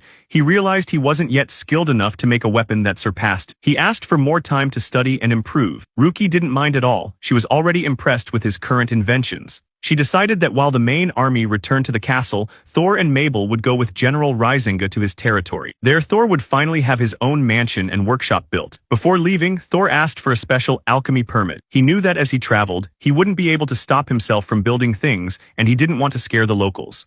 Ruki laughed and happily wrote him a license that gave him official permission to perform alchemy anywhere in the demon territory. 10 days later, back in the imperial capital, the mood was much darker. Count Barga Regus met with the Minister of Military Affairs, Zagran, expecting a reward. Instead, Zagran coldly informed him that the mission was a total failure. Since Thor hadn't been swayed by the letter and the Empire's plan to steal the credit for the monster kill had flopped, Zagran told the Count that his services were no longer needed. The Empire was done with the Regus family. Back in the imperial capital, Count Barga Regus met with Minister Zagran, hoping for a reward. Instead, Zagran revealed the truth. The letter sent to Thor wasn't meant to recruit him as a spy, but to make the demons doubt his loyalty. The plan failed because Thor trusted the demon territory so much that he read the letter out loud to everyone. Zagran mocked the Count, telling him he only kept his title because the Empire wanted to leave a place to return for Thor to lower his hostility. As punishment for his failure, the Count was stripped of his influence and sent to the dangerous southern front as a lowly captain of 10 men. Zagran then attended an imperial meeting to discuss the demon territory's growing power. He realized their long-range magic was a massive threat,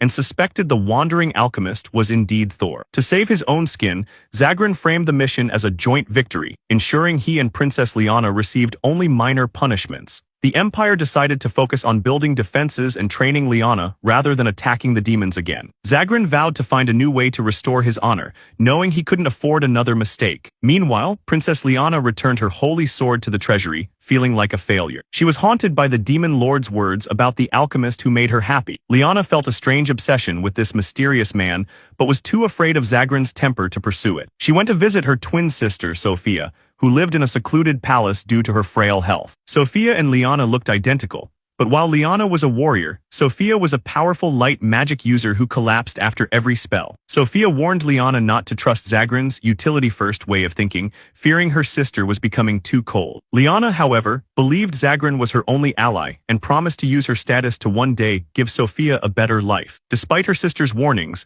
Liana remained convinced that following Zagran's lead was the only way to succeed in the Empire. Sophia was kept in a separate palace because her light magic was a valuable weapon for the Empire. Even though she was physically weak, she could still power up the holy sword or boost the army's spirit. During tea, Liana mentioned that she saw a power in the demon territory that could change the entire world. After their talk, Liana went back to training her soldiers and reporting to the Emperor, but soon rumors started spreading about a secret meeting between the two sisters and Zagran. The next day, Ruki gave Thor a special permit that allowed him to practice alchemy anywhere in her lands. Chancellor Kelv added one condition.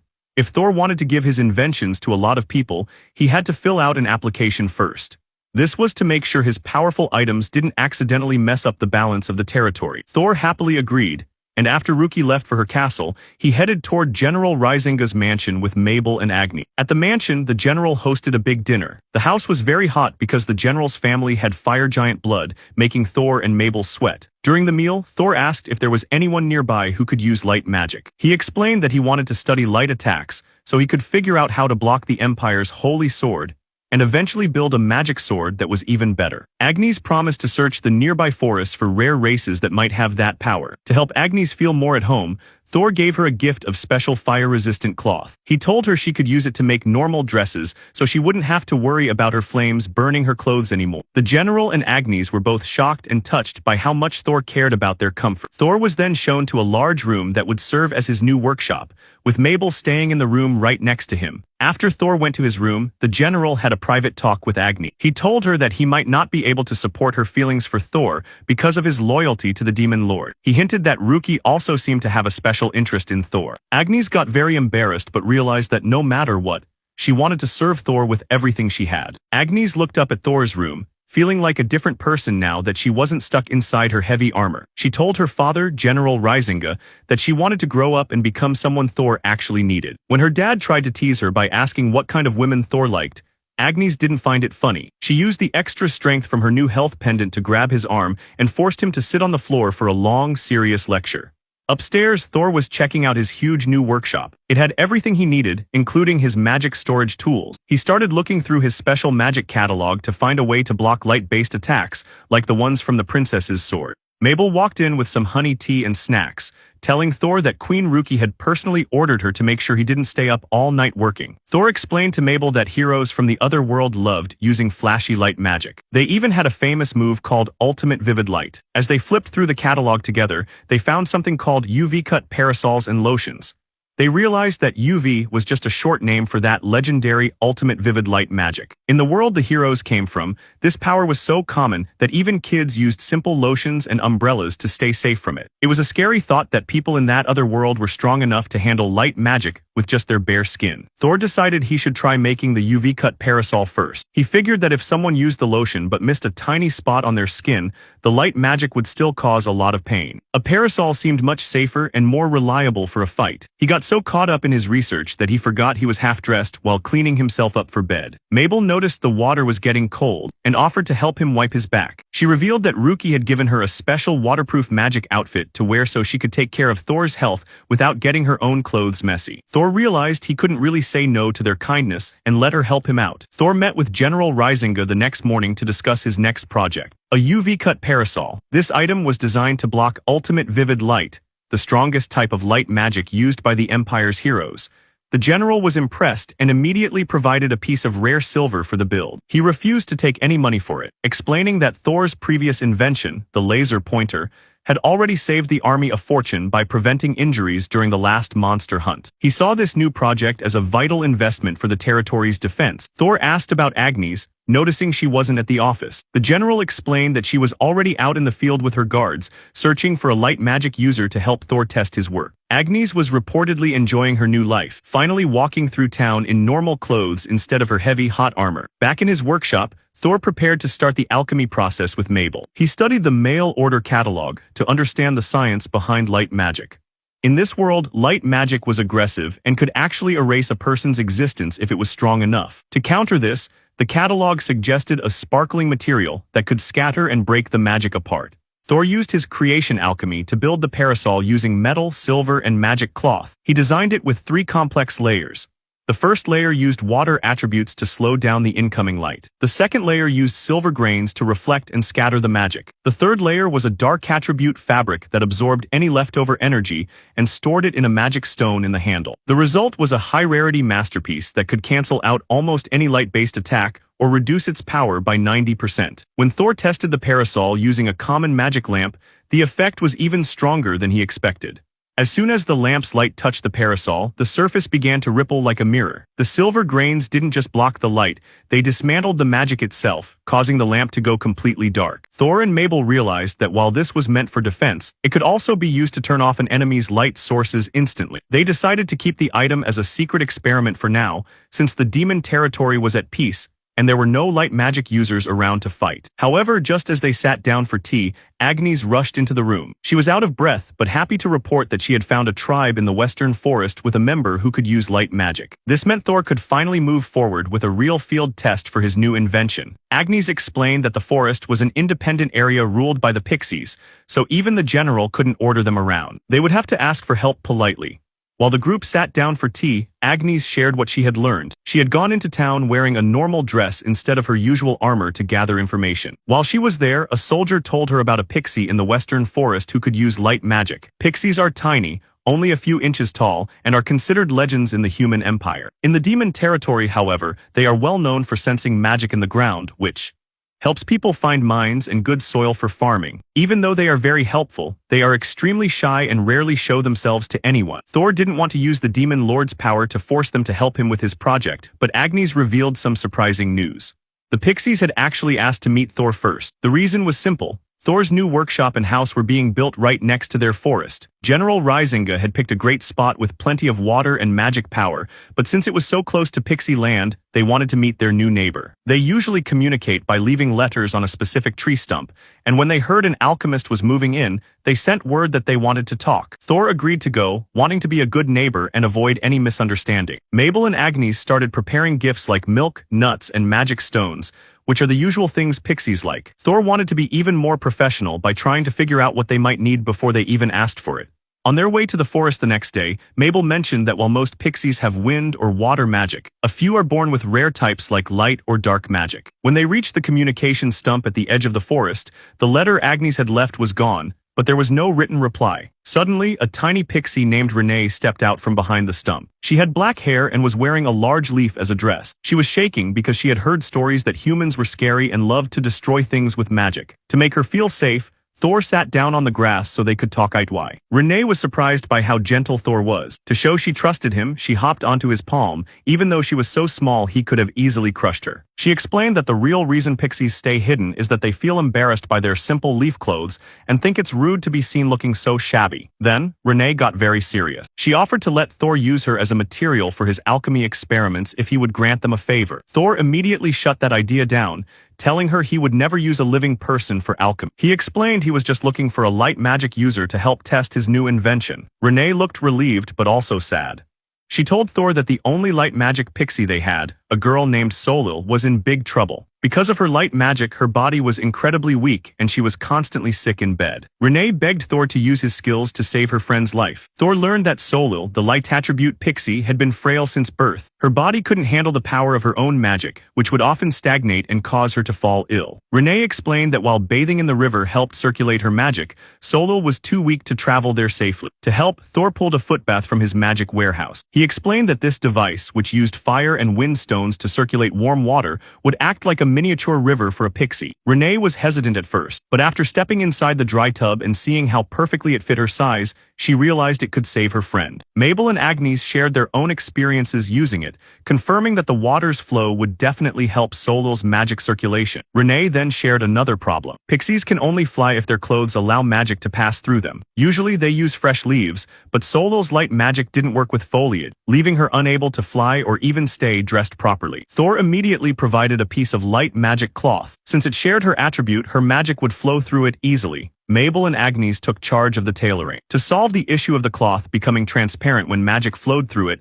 they decided to use layers and frills to keep the outfit modest. While they worked in the carriage, Renee expressed her desire to see more of the world Thor was changing. Thor promised to provide magic cloth of all attributes to the pixies once he got official permission from the Demon Lord's palace. Renee was so grateful she kissed Thor's forehead, promising that the pixies would be his loyal allies forever. After the girls finished the dress, Renee took the gifts, the footbath, the new clothes, and some food, and headed back into the forest to heal Solil. With that mission finished, Thor, Mabel, and Agnes traveled to a nearby town to meet Randall, General Risinga's butler. Randall was tasked with showing Thor potential locations for his new workshop. He led them to a large, two-story stone building on a hill. It was a former restaurant and shop owned by a merchant, situated perfectly between the town, the mountains, and a forest. The property was grand, featuring a well, a neglected vegetable garden, and plenty of rooms. Thor noted that the land felt rich in magic power, water from the well, earth from the garden, and wind from the steady breeze. It seemed like the perfect spot for his alchemy. Agnes was especially excited, noting that they would be neighbors. Just as Thor was about to finalize his decision, he heard a strange sound, the distinct rhythm of a child clapping. The sound wasn't coming from his companions, it was coming from right on top of the building's roof. As Thor looked at the roof, he saw small figures banging on the shingles to get his attention. 4 pixies with transparent wings were peeking over the edge. When Mabel looked up, they quickly hid, being naturally shy. Each pixie had a different hair color: yellow, blue, red, and green, representing the 4 elements: earth, water, fire, and wind. Thor realized they were trying to send him a message. By waving and disappearing in a specific order, the pixies signaled that the magic power in this location was unbalanced. They communicated that while wind and fire magic were strong here, the earth and water magic were far too weak. This explained why the vegetable garden was dead and why the well had completely dried up. Randall and Agnes were shocked that Thor guessed the state of the well without even looking inside, but Thor kept the pixies help a secret to respect their privacy. The group moved on to a second location near a volcano and a hot spring. Again, the pixies appeared on the roof, using gestures to show that the fire magic was overwhelming while other elements were barely present. Thor rejected this spot too, as an alchemy workshop needs a better balance of energy. Finally, they reached a third location, a large 2-story mansion with a big garden and a functional well. It was an old property belonging to the general, featuring a massive hall and a large boiler room perfect for heavy-duty alchemy experiments. The pixies reappeared, this time with 7 of them present, including 2 holding black flowers to represent dark magic. They signaled that this land had a healthy balance of earth, water, wind, and darkness with just enough fire. Thor decided this was the perfect spot. Mabel noticed the pixies too, admitting she had been watching Thor so closely that she saw what he was seeing. Thor felt grateful and decided he wanted to reward the pixies for their guidance. He planned to make magic clothing for all of them so they wouldn't have to wear leaves that constantly fell apart. However, since giving away magical items on this scale required official permission, he decided to send a formal request to Chancellor Kelv. Suddenly, the pixies stopped hiding and revealed themselves to the whole group. They were so grateful for Thor helping their friend Solil that they offered to deliver his letters to the Demon Lord's castle personally. The different pixies, each with their own personality, from the cool water types to the energetic fire types, all crowded into Thor's shirt and jacket to stay hidden while they talked. Thor thanked them for their help and prepared the application for the magic cloth. He also planned to visit the forest one more time to check on Solil and see if the light attribute dress he made earlier had any side effects. Before he could finish his thought, the pixies zoomed off toward the forest to deliver the message, leaving Agnes and Randall standing there in total shock at the sight of the legendary creatures. Thor just smiled, knowing he had found both a home and some very loyal new neighbors. Randall was blown away by how much the pixies trusted Thor, especially after seeing them hide in his clothes. He promised to keep their existence a secret to respect that trust, and headed back to report the land selection to the general. With the business side of things handled, Thor, Mabel, and Agnes headed back to the western forest to check on Renee and the sick pixie Solil. The forest was a total maze with massive roots and thick branches everywhere. Since pixies fly, they never bothered making paths, so the group had to rely on the tiny creatures for directions. The pixies guided them by tapping on trees like drums and whispering through the leaves. They even shared some rare elver fruit with the group. This fruit is super hard to find and so fancy that even the Demon Lord only gets it once a year. Thor shared the sweet, juicy snack with Mabel and Agnes as they pushed deeper into the woods. Eventually, they reached a beautiful clearing with a glowing spring. There they found Solil, a pixie with platinum blonde hair, relaxing in the footbath Thor had gifted her.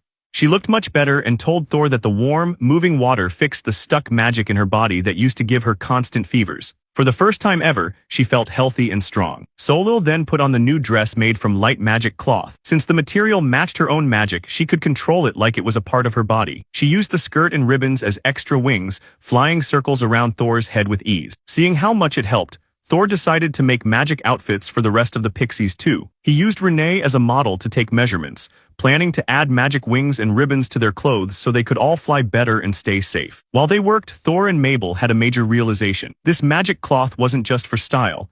It acted like a sensory organ that let the wearer feel the air and magic around them. They figured out that the legendary heroes probably wore similar stuff back in the day, which would explain how they had such crazy fast reflexes and could feel enemies attacking from behind. By giving these clothes to the pixies, Thor realized he was doing more than just being a good neighbor. He was actually helping their entire race evolve and become much stronger. Thor and Mabel realized that the magic cloth was more than just fabric. It was a sensory tool that could give the pixies the same incredible reflexes as legendary heroes. By providing this to them, Thor wasn't just being kind. He was helping their entire race evolve. Chancellor Kelv had been right to worry about the cloth spreading to the Empire, as its power was world-changing. To test his next big invention, Thor turned to Solil. He pulled out his white UV-cut parasol and explained that it was designed to neutralize the Empire's strongest light magic. The pixies were fascinated, never having seen a parasol before, with some even wondering if it was a tiny house. Now that Solil was healthy, she eagerly agreed to help.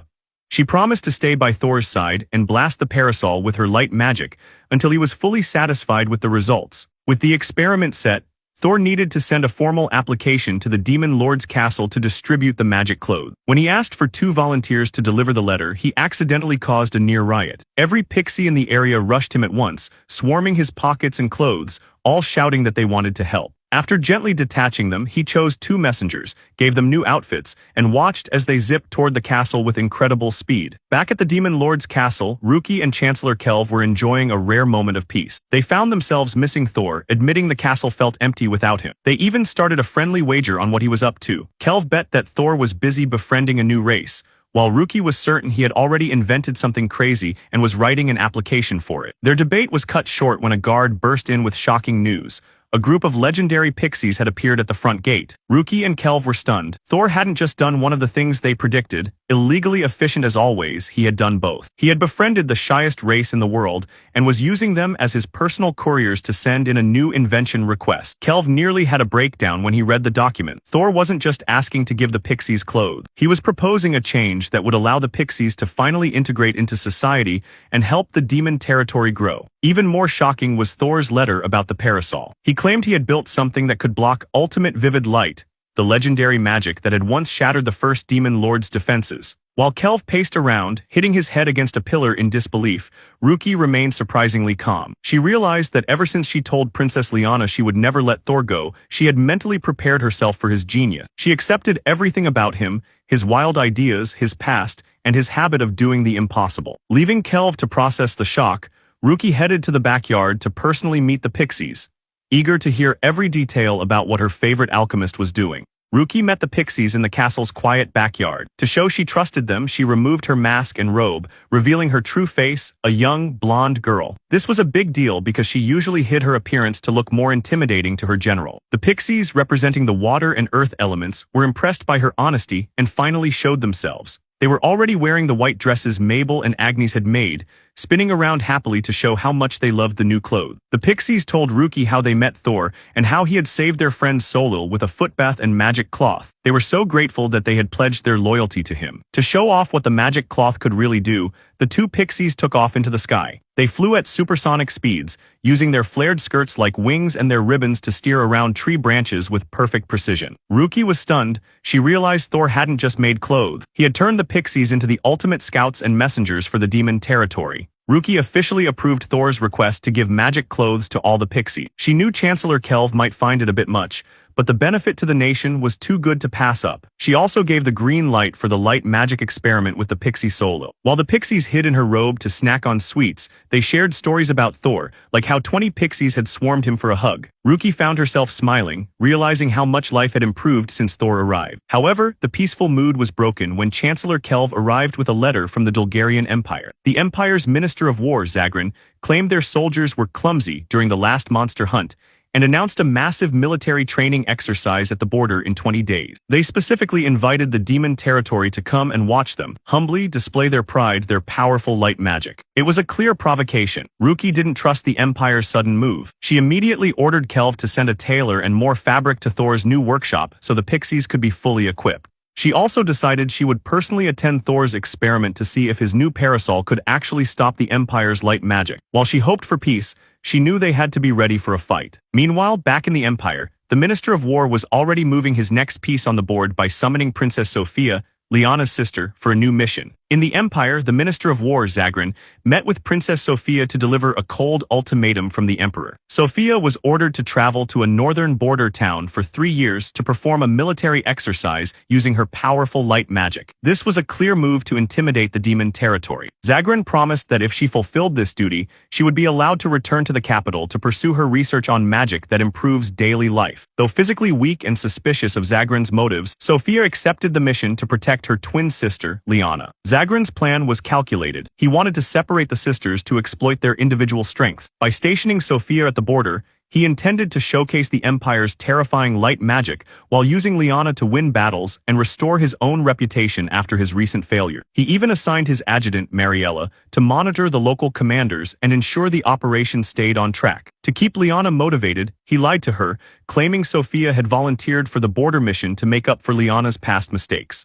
Meanwhile, at General Risinga's mansion, the pixie Solil had fully recovered thanks to Thor's invention. Her magic was now circulating perfectly, and she was ready to help Thor test his UV-nullifying parasol. Since Queen Ruki and Chancellor Kelv were visiting the territory to witness the experiment, the general organized a grand reception. Thor even made sure the shy pixies had a private area in the hall with snacks, so they could participate without being seen by the other guests. Thor initially tried to skip the party, haunted by memories of the Empire where nobles mocked him for his lack of combat strength. However, Mabel convinced him to attend by mentioning that Ruki and Agnes were excited to show him their new dresses, especially since Agnes could finally wear one thanks to Thor's fire-resistant magic cloth. Realizing how much his friends valued his presence, Thor agreed to go.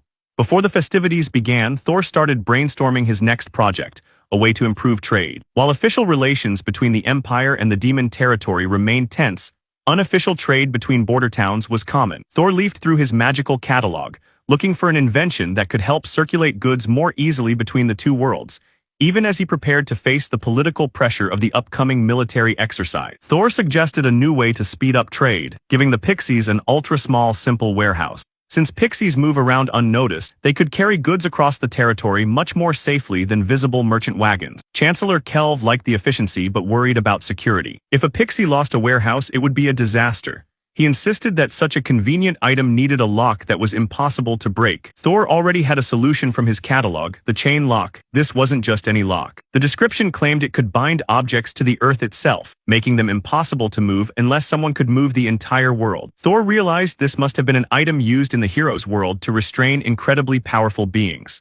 He planned to use this world-binding technology to secure the warehouses, ensuring that only those with the right code could access the goods. Before the official party began, Mabel showed Thor the dress she had made using his water attribute magic cloth. Because the fabric mimics the properties of water, it reshapes itself to perfectly fit the wearer's body. Without any extra decorations like ribbons or frills, the dress ended up looking more like a tight-fitting swimsuit that showed off every curve of her figure. Thor was stunned by how beautiful she looked, but immediately told her she shouldn't wear it in front of anyone else. Mabel, thrilled by his protective reaction, promised to keep the dress only for his eyes.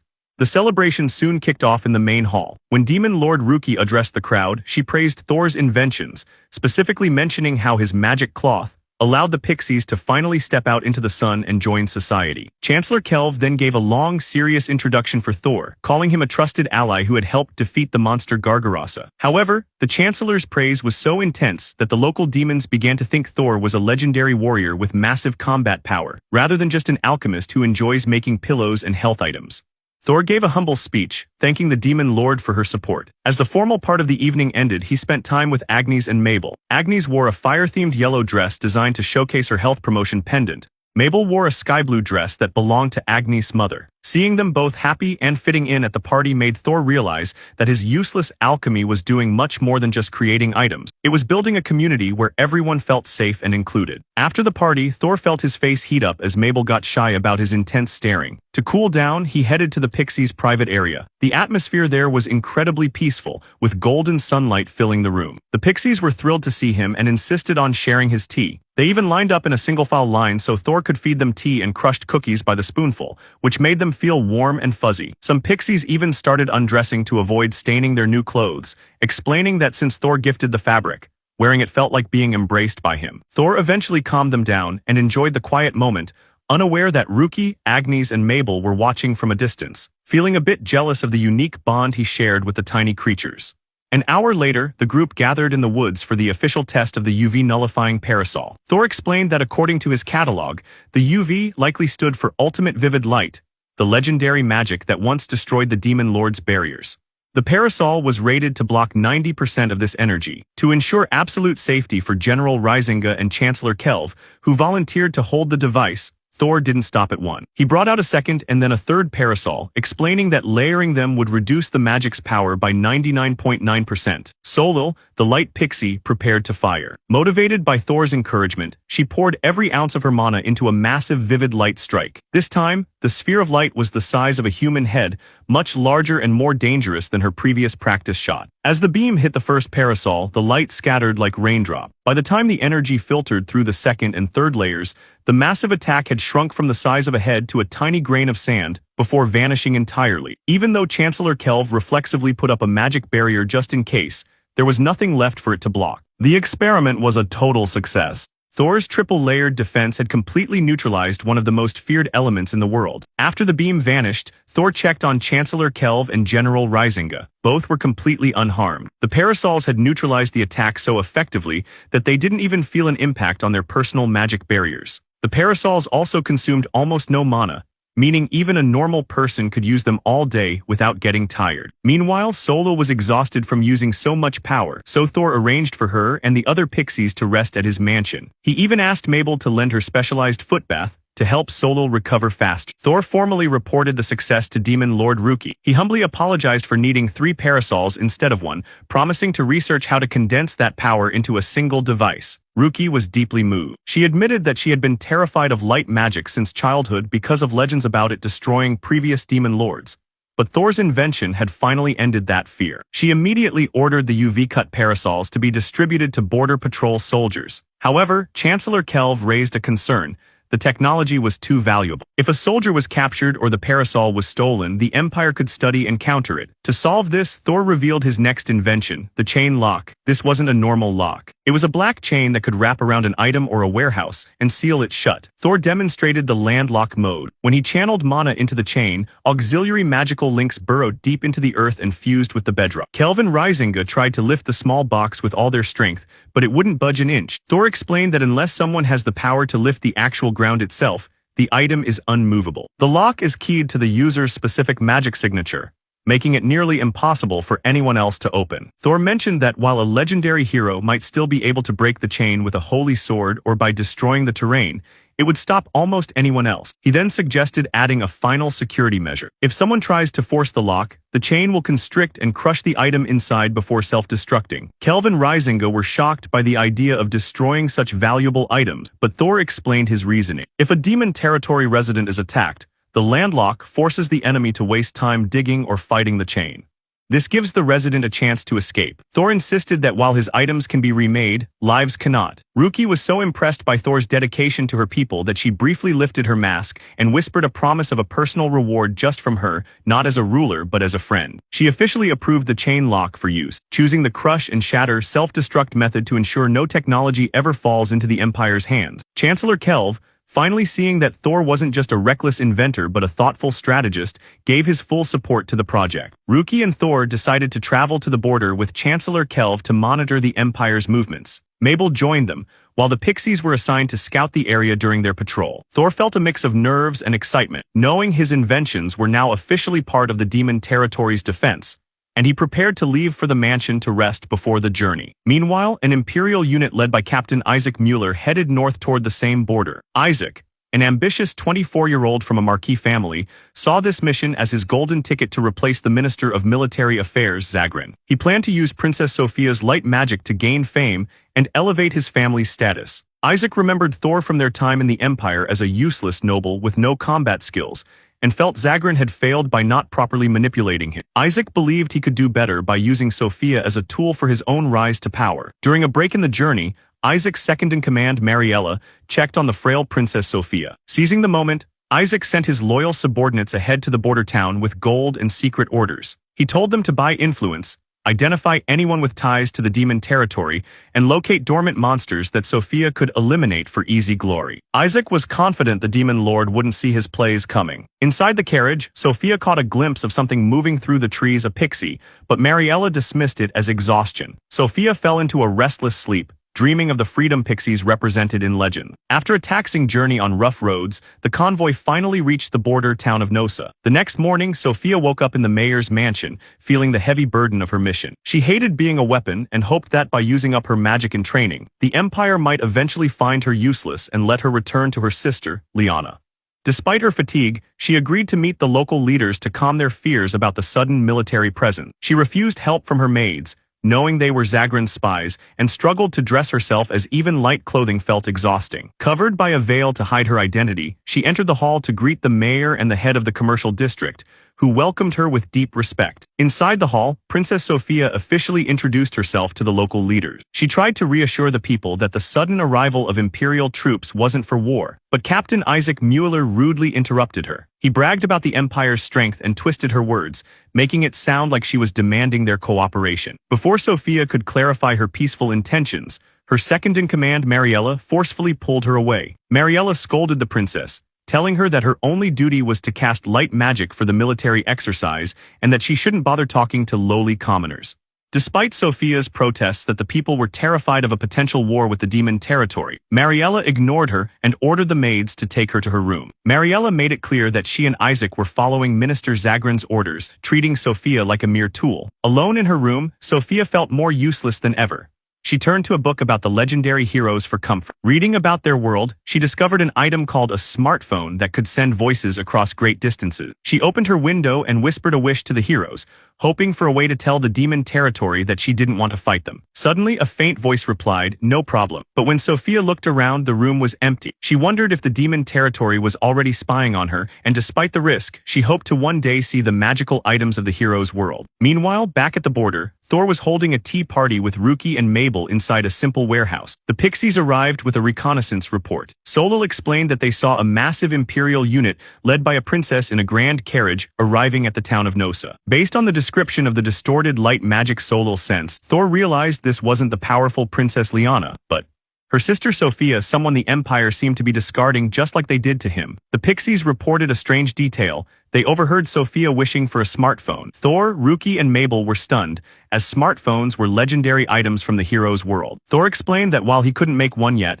he suspected they were key items used for grand ritual. More importantly, the Pixies shared that Sophia explicitly said she didn't want to start a war. This created a confusing situation. While the princess claimed peace, the Imperial army was positioning itself on a plane used for trade, clearly intending to harass merchants and disrupt the demon territory's economy. Ruki realized the Empire was using the military exercise as a cover to choke their trade routes. The Pixies, eager to help, offered to sneak back in and talk to Sophia directly. Ruki and Thor were hesitant, fearing the Pixies would be caught by Imperial mages. However, the tiny creatures were determined to be useful. Thor began brainstorming a way for them to infiltrate the town safely. When Ruki mentioned that Nosa was full of owls and cats used for pest control, Thor realized that if the Pixies could disguise themselves as these common animals, they could move through the town without anyone suspecting a thing. Thor realized that birds are too simple-minded to deliver letters to the princess, but if a pixie could transform into an owl or a cat, they could infiltrate the town easily. He found the perfect item in his catalog,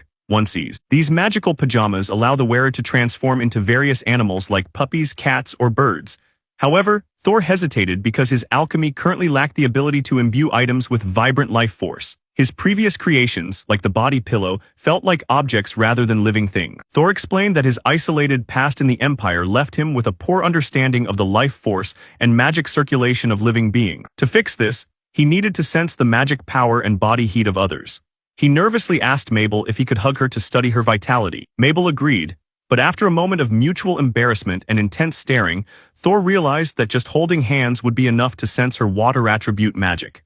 As Thor and Mabel held hands, their magic began to sink, but Ruki quickly intervened. Claiming that Thor needed to experience different types of magic to truly understand vitality, she took her turn holding his hands, offering her powerful dark attribute magic. The Pixies then joined in, swarming Thor to provide the remaining attributes: earth, fire, wind, and light. With all 6 elemental attributes gathered, a notification confirmed that Thor had awakened a new skill, Pseudo-Life Grasp.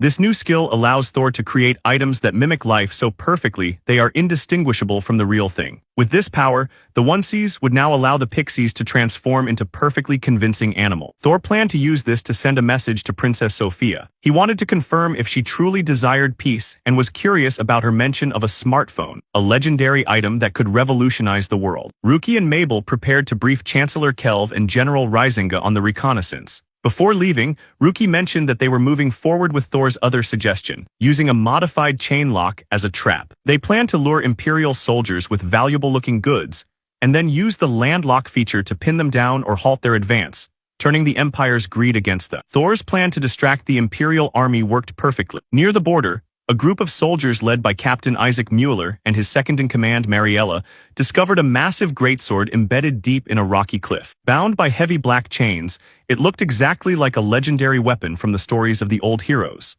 Isaac and Mariella immediately began arguing over who should get the credit for the find. Isaac wanted the glory for himself, while Mariella wanted to secure it for Minister Zagrin. Because they didn't trust each other, they decided to set up a full military camp at the base of the cliff to dig the sword out. They had no idea that the holy sword was actually just a piece of rusted junk Thor had fixed up to look fancy, specifically designed to waste their time and keep them away from the town. Watching this from a nearby mountain were Chancellor Kelv and General Risinga. Both were disguised in Thor's new onesies, which had transformed them into perfectly realistic lizards. Even though Kelv felt ridiculous in the green, fluffy pajamas once he took the hood off, he couldn't deny the power of the invention. Using the chain lock ladder, they were able to scale vertical cliffs that would be impossible for normal soldiers, allowing them to scout the Empire's movements in total secret. Seeing that the Empire had taken the bait, they headed back to report to Queen Ruki. At the same time, the infiltration mission in the town of Nosa began. Princess Sophia was resting in her room when a white owl landed on her windowsill. To her shock, the owl began to speak. It was actually one of the pixies, using a bird-themed onesie to disguise itself. The pixie immediately noticed that Sophia's illness was exactly like Solil. Her light magic was too strong for her body to handle, causing her constant pain. The pixie spoke for Thor, explaining that his master desired peace but was concerned about the Empire's aggression at the border. The owl offered Sophia a deal. If she was willing to talk and work toward peace, Thor would provide her with the same health-promoting alchemy he used to save the pixie. Sophia was stunned, but didn't feel any threat from the small creature. She realized this was the opportunity she had been praying for. She told the owl that she didn't hate demons and genuinely wanted peace, mostly to protect her sister Liana from being used as a tool for war by Minister Zagrin.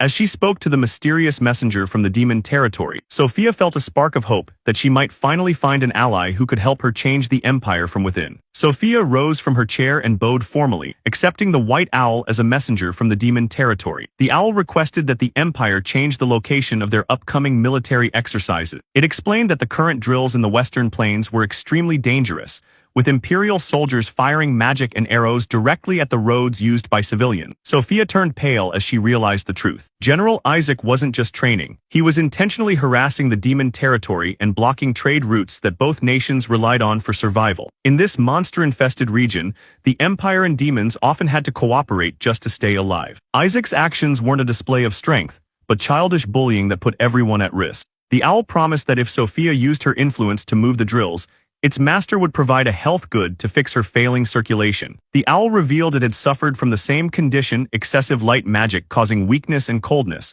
but was cured by its benefactor, Thor Kanan. Sophia recognized the name. Thor was the boy the Empire had sent away as a hostage. To prove his sincerity, Thor had made a bold vow. If Sophia was unsatisfied with the treatment, he would personally stand and receive the full force of her most powerful light magic as punishment. Struck by Thor's incredible courage and his willingness to risk his life for peace, Sophia decided to trust him. She handed over her precious silver ring as a sign of her commitment and promised to stop the Imperial soldiers. At midnight, the owls returned with a square tub called a footbath. As soon as Sophia placed her feet inside, the warm, vibrating water began to massage her body. The stagnant magic power that had been making her sick started to flow smoothly. The relief was so intense she had to cover her mouth to keep from crying out. After the treatment, the owl gave her a special set of translucent underwear made by Thor. He explained that these garments were specifically designed to help people with light magic maintain their circulation. Though the clothes were transparent and a bit embarrassing, Sophia put them on, feeling her strength return instantly. She realized the demon territory's technology was far beyond the Empire's,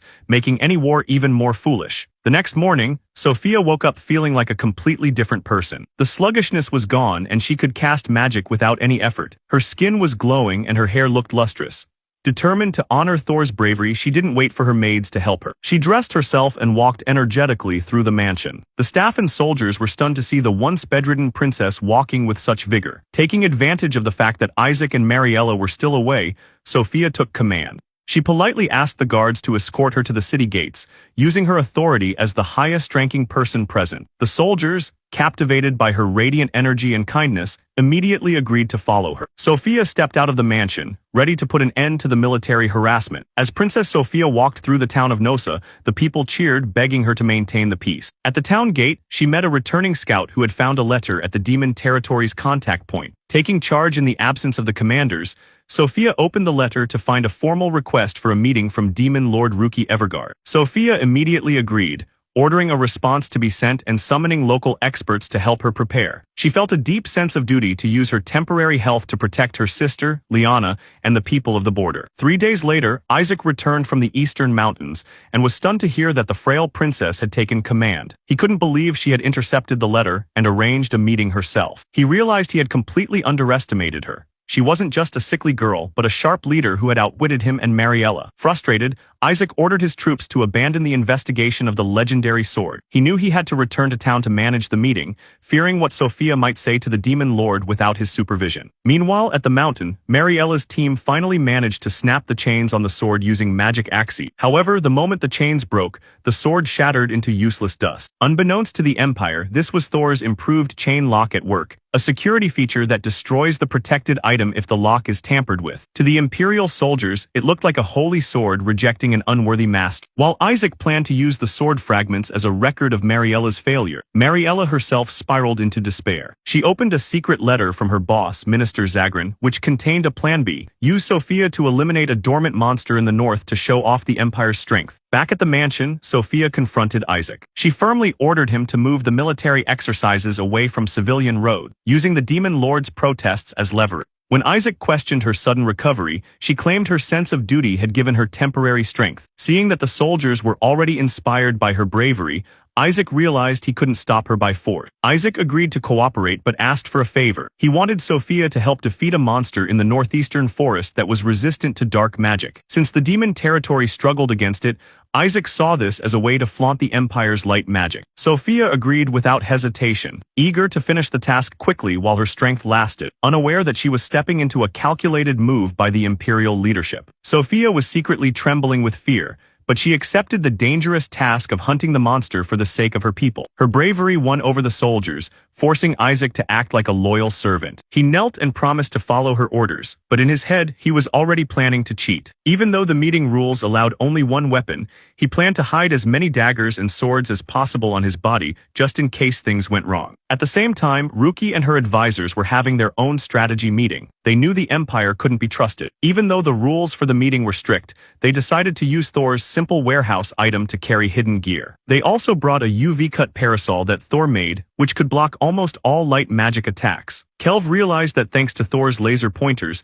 their magic range was now way better than the Empire's, giving them a huge secret advantage. Kelv then suggested a special plan to protect Thor. He proposed that Thor and Mabel should pretend to be engaged. He knew the Empire might try to lure Thor back, but having a demon fiancé would make it much harder for them to claim him. Ruki agreed because it was the smartest way to keep Thor safe, even though the idea made her feel a bit uneasy and jealous. Thor was also preparing for the big day. He looked at the ring Sophia had given him and was shocked to find it was actually made of rare, high-quality mithril. He realized Sophia was being more sincere than he thought. He wanted this meeting to be a success so that the demon territory could have trade and peace, and Sophia could continue her recovery. The group finally reached the meeting spot at the border forest. General Risinga ordered the main army to stay back at a safe distance. Only the small core group, Ruki, Kelv, Risinga, and Thor, stepped out to finally meet the Imperial Princess.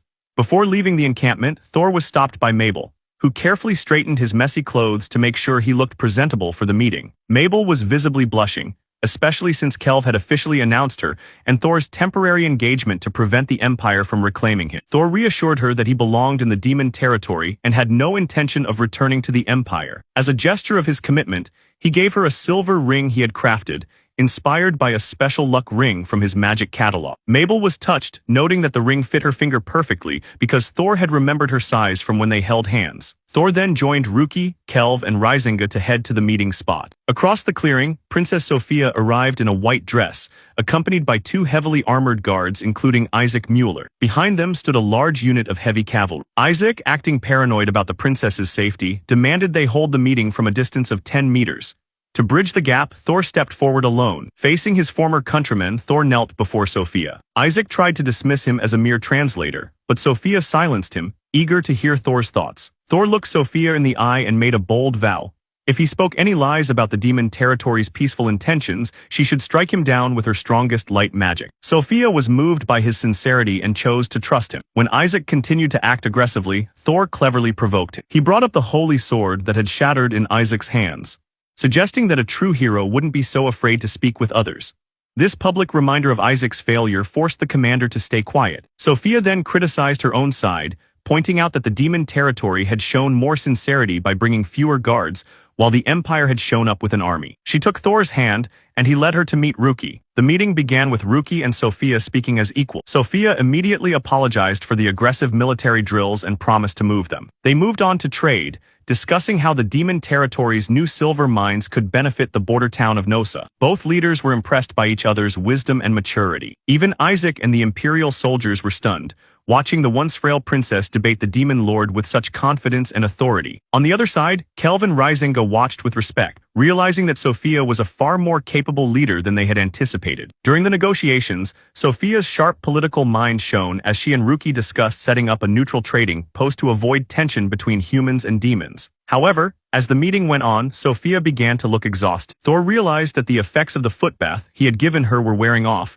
and her body was once again struggling with its overwhelming light magic. Despite her fatigue, Sophia made a stunning announcement. She declared that she wanted to become engaged to Thor. This wasn't a romantic confession, but a calculated move to protect the peace. If she were engaged to someone in the demon territory with Ruki's blessing, the Empire's high officials, including the greedy minister Zagran, would find it much harder to recall her or force her into a political marriage elsewhere. She was even willing to be a concubine, or have her name erased from the royal records to stay at the border and serve her people. Isaac, the Imperial commander, was furious and tried to shut down the meeting, claiming the princess was just tired. To save the situation, Thor stepped in and suggested a private talk with Sophia in a nearby tent. Ruki agreed, trusting Thor completely, though she teased him about his responsibilities toward her and Mabel before sending him off. Inside the tent, Thor knew Isaac would be peeking in to spy on them. To ensure total privacy, Thor revealed a new invention, the improved body pillow. By pouring their magic into these covers, the pillows transformed into perfect physical doubles of Thor and Sophia. These decoys sat together and mimicked a conversation, moving their lips and shifting naturally to fool anyone watching from the outside. While the decoys acted as a distraction, Thor showed Sophia the real secret.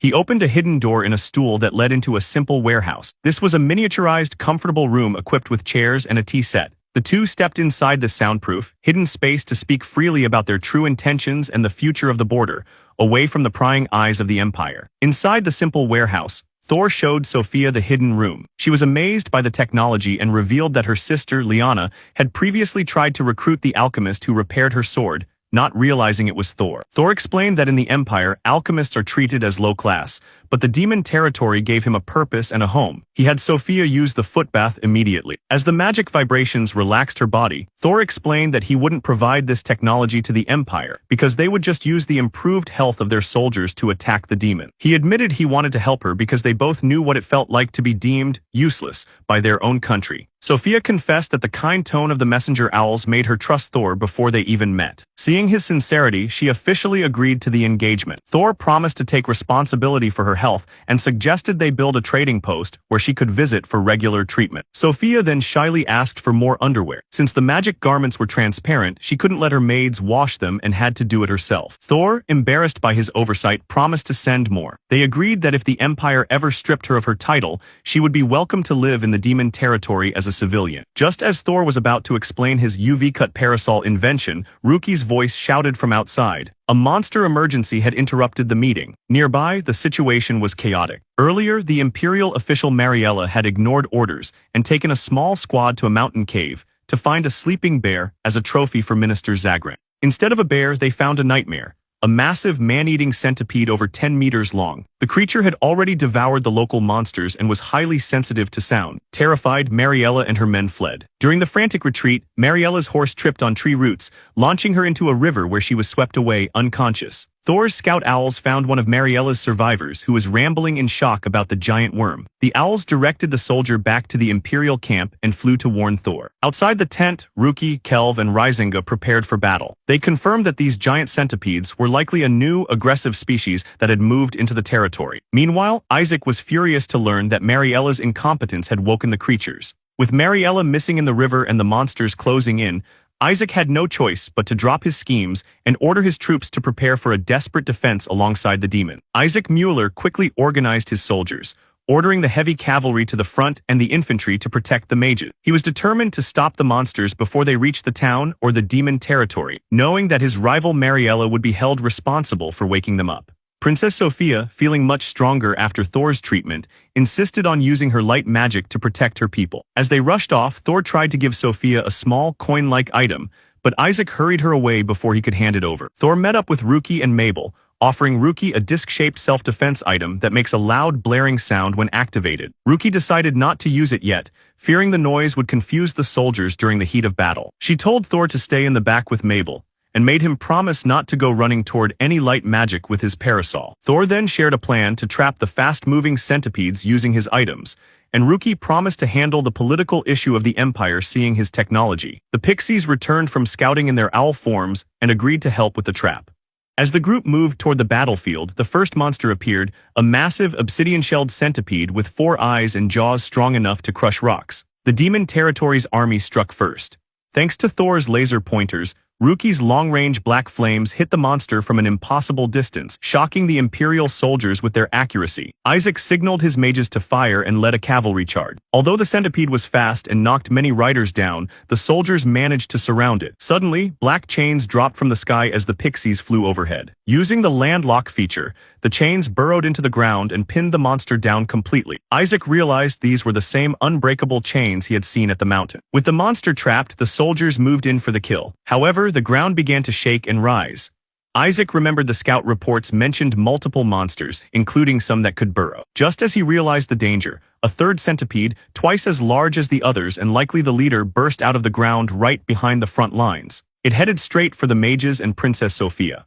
Isaac screamed for the demon territory to help as the giant creature loomed over the defenseless princess. Thor met with the pixies, who returned from scouting in their owl form. He explained his plan to use his newly designed items to help Ruki and Sophia handle the monsters more easily. While Mabel held one of the disc-shaped buzzers Thor created, the group moved toward the front lines to join the soldiers. At the Imperial front, Isaac Mueller watched as the first massive centipede approached at high speed. The creature was a nightmare of obsidian shells and countless legs, confirming it was a new species. Despite the tension, the Imperial soldiers stood firm, inspired by Princess Sophia's presence. Isaac signaled his mages and cavalry to attack, but the demon territory's army struck first. Ruki launched powerful black flames that traveled an incredible distance, hitting the monster before it even reached the Imperial reign. The battle grew intense as the mages fired and the cavalry charged. The centipede was incredibly fast, dodging fireballs and slamming into the cavalry, knocking soldiers from their horses. Just as the monster seemed unstoppable, the pixies flew overhead and dropped heavy black chains. These chains, powered by magic, wrapped around the creature and pinned it firmly to the ground. Seeing the monster trapped, Isaac and his men rushed in to finish it off. He noticed the demon lord's forces were already close to defeating the second centipede. Suddenly, the ground beneath Isaac began to shake violently. He realized the reports were right. There were more than 2 monsters. A third centipede, twice the size of the others and likely the leader, burst from the earth. It had tunneled past the front lines and was now surfacing directly in front of the unprotected Princess Sophia and her mages. Isaac's horse was knocked down by the erupting dirt, and in desperation, he called out to the demon territory's army to save the princess. After the battle was won and the monsters were cleared, the combined forces headed northeast toward the forest where the creatures had originated. It turned out the monsters were stirred up because some Imperial soldiers had invaded their territory. While walking, General Risinga accidentally pressed the buzzer Thor had given him. The device shouted Amawarison, the new name Isaac had taken. Isaac immediately rushed over, thinking he was being called, which led to an awkward apology from Thor and the general. Thor realized he would need to make a different version of the buzzer for the princess, so it wouldn't accidentally summon Isaac every time. The group reached a large cave at the base of a rock wall, believed to be the monster's den. Isaac proposed that the demon territory's experts and the Imperial soldiers enter the cave together to investigate why these new species appeared. Ruki agreed, and a joint search party was formed. Thor decided to join the investigation, hoping his alchemy skills could help identify any clues. Before entering, Thor asked the pixies to check the cave for magic. They reported traces of dark earth and water magic but didn't sense any more large monsters inside. To stay safe, Thor and Mabel entered the cave with General Risinga and a small team. The pixies stayed close, disguised as small cats sitting on Thor and Mabel's shoulders to act as hidden guards as they stepped into the darkness.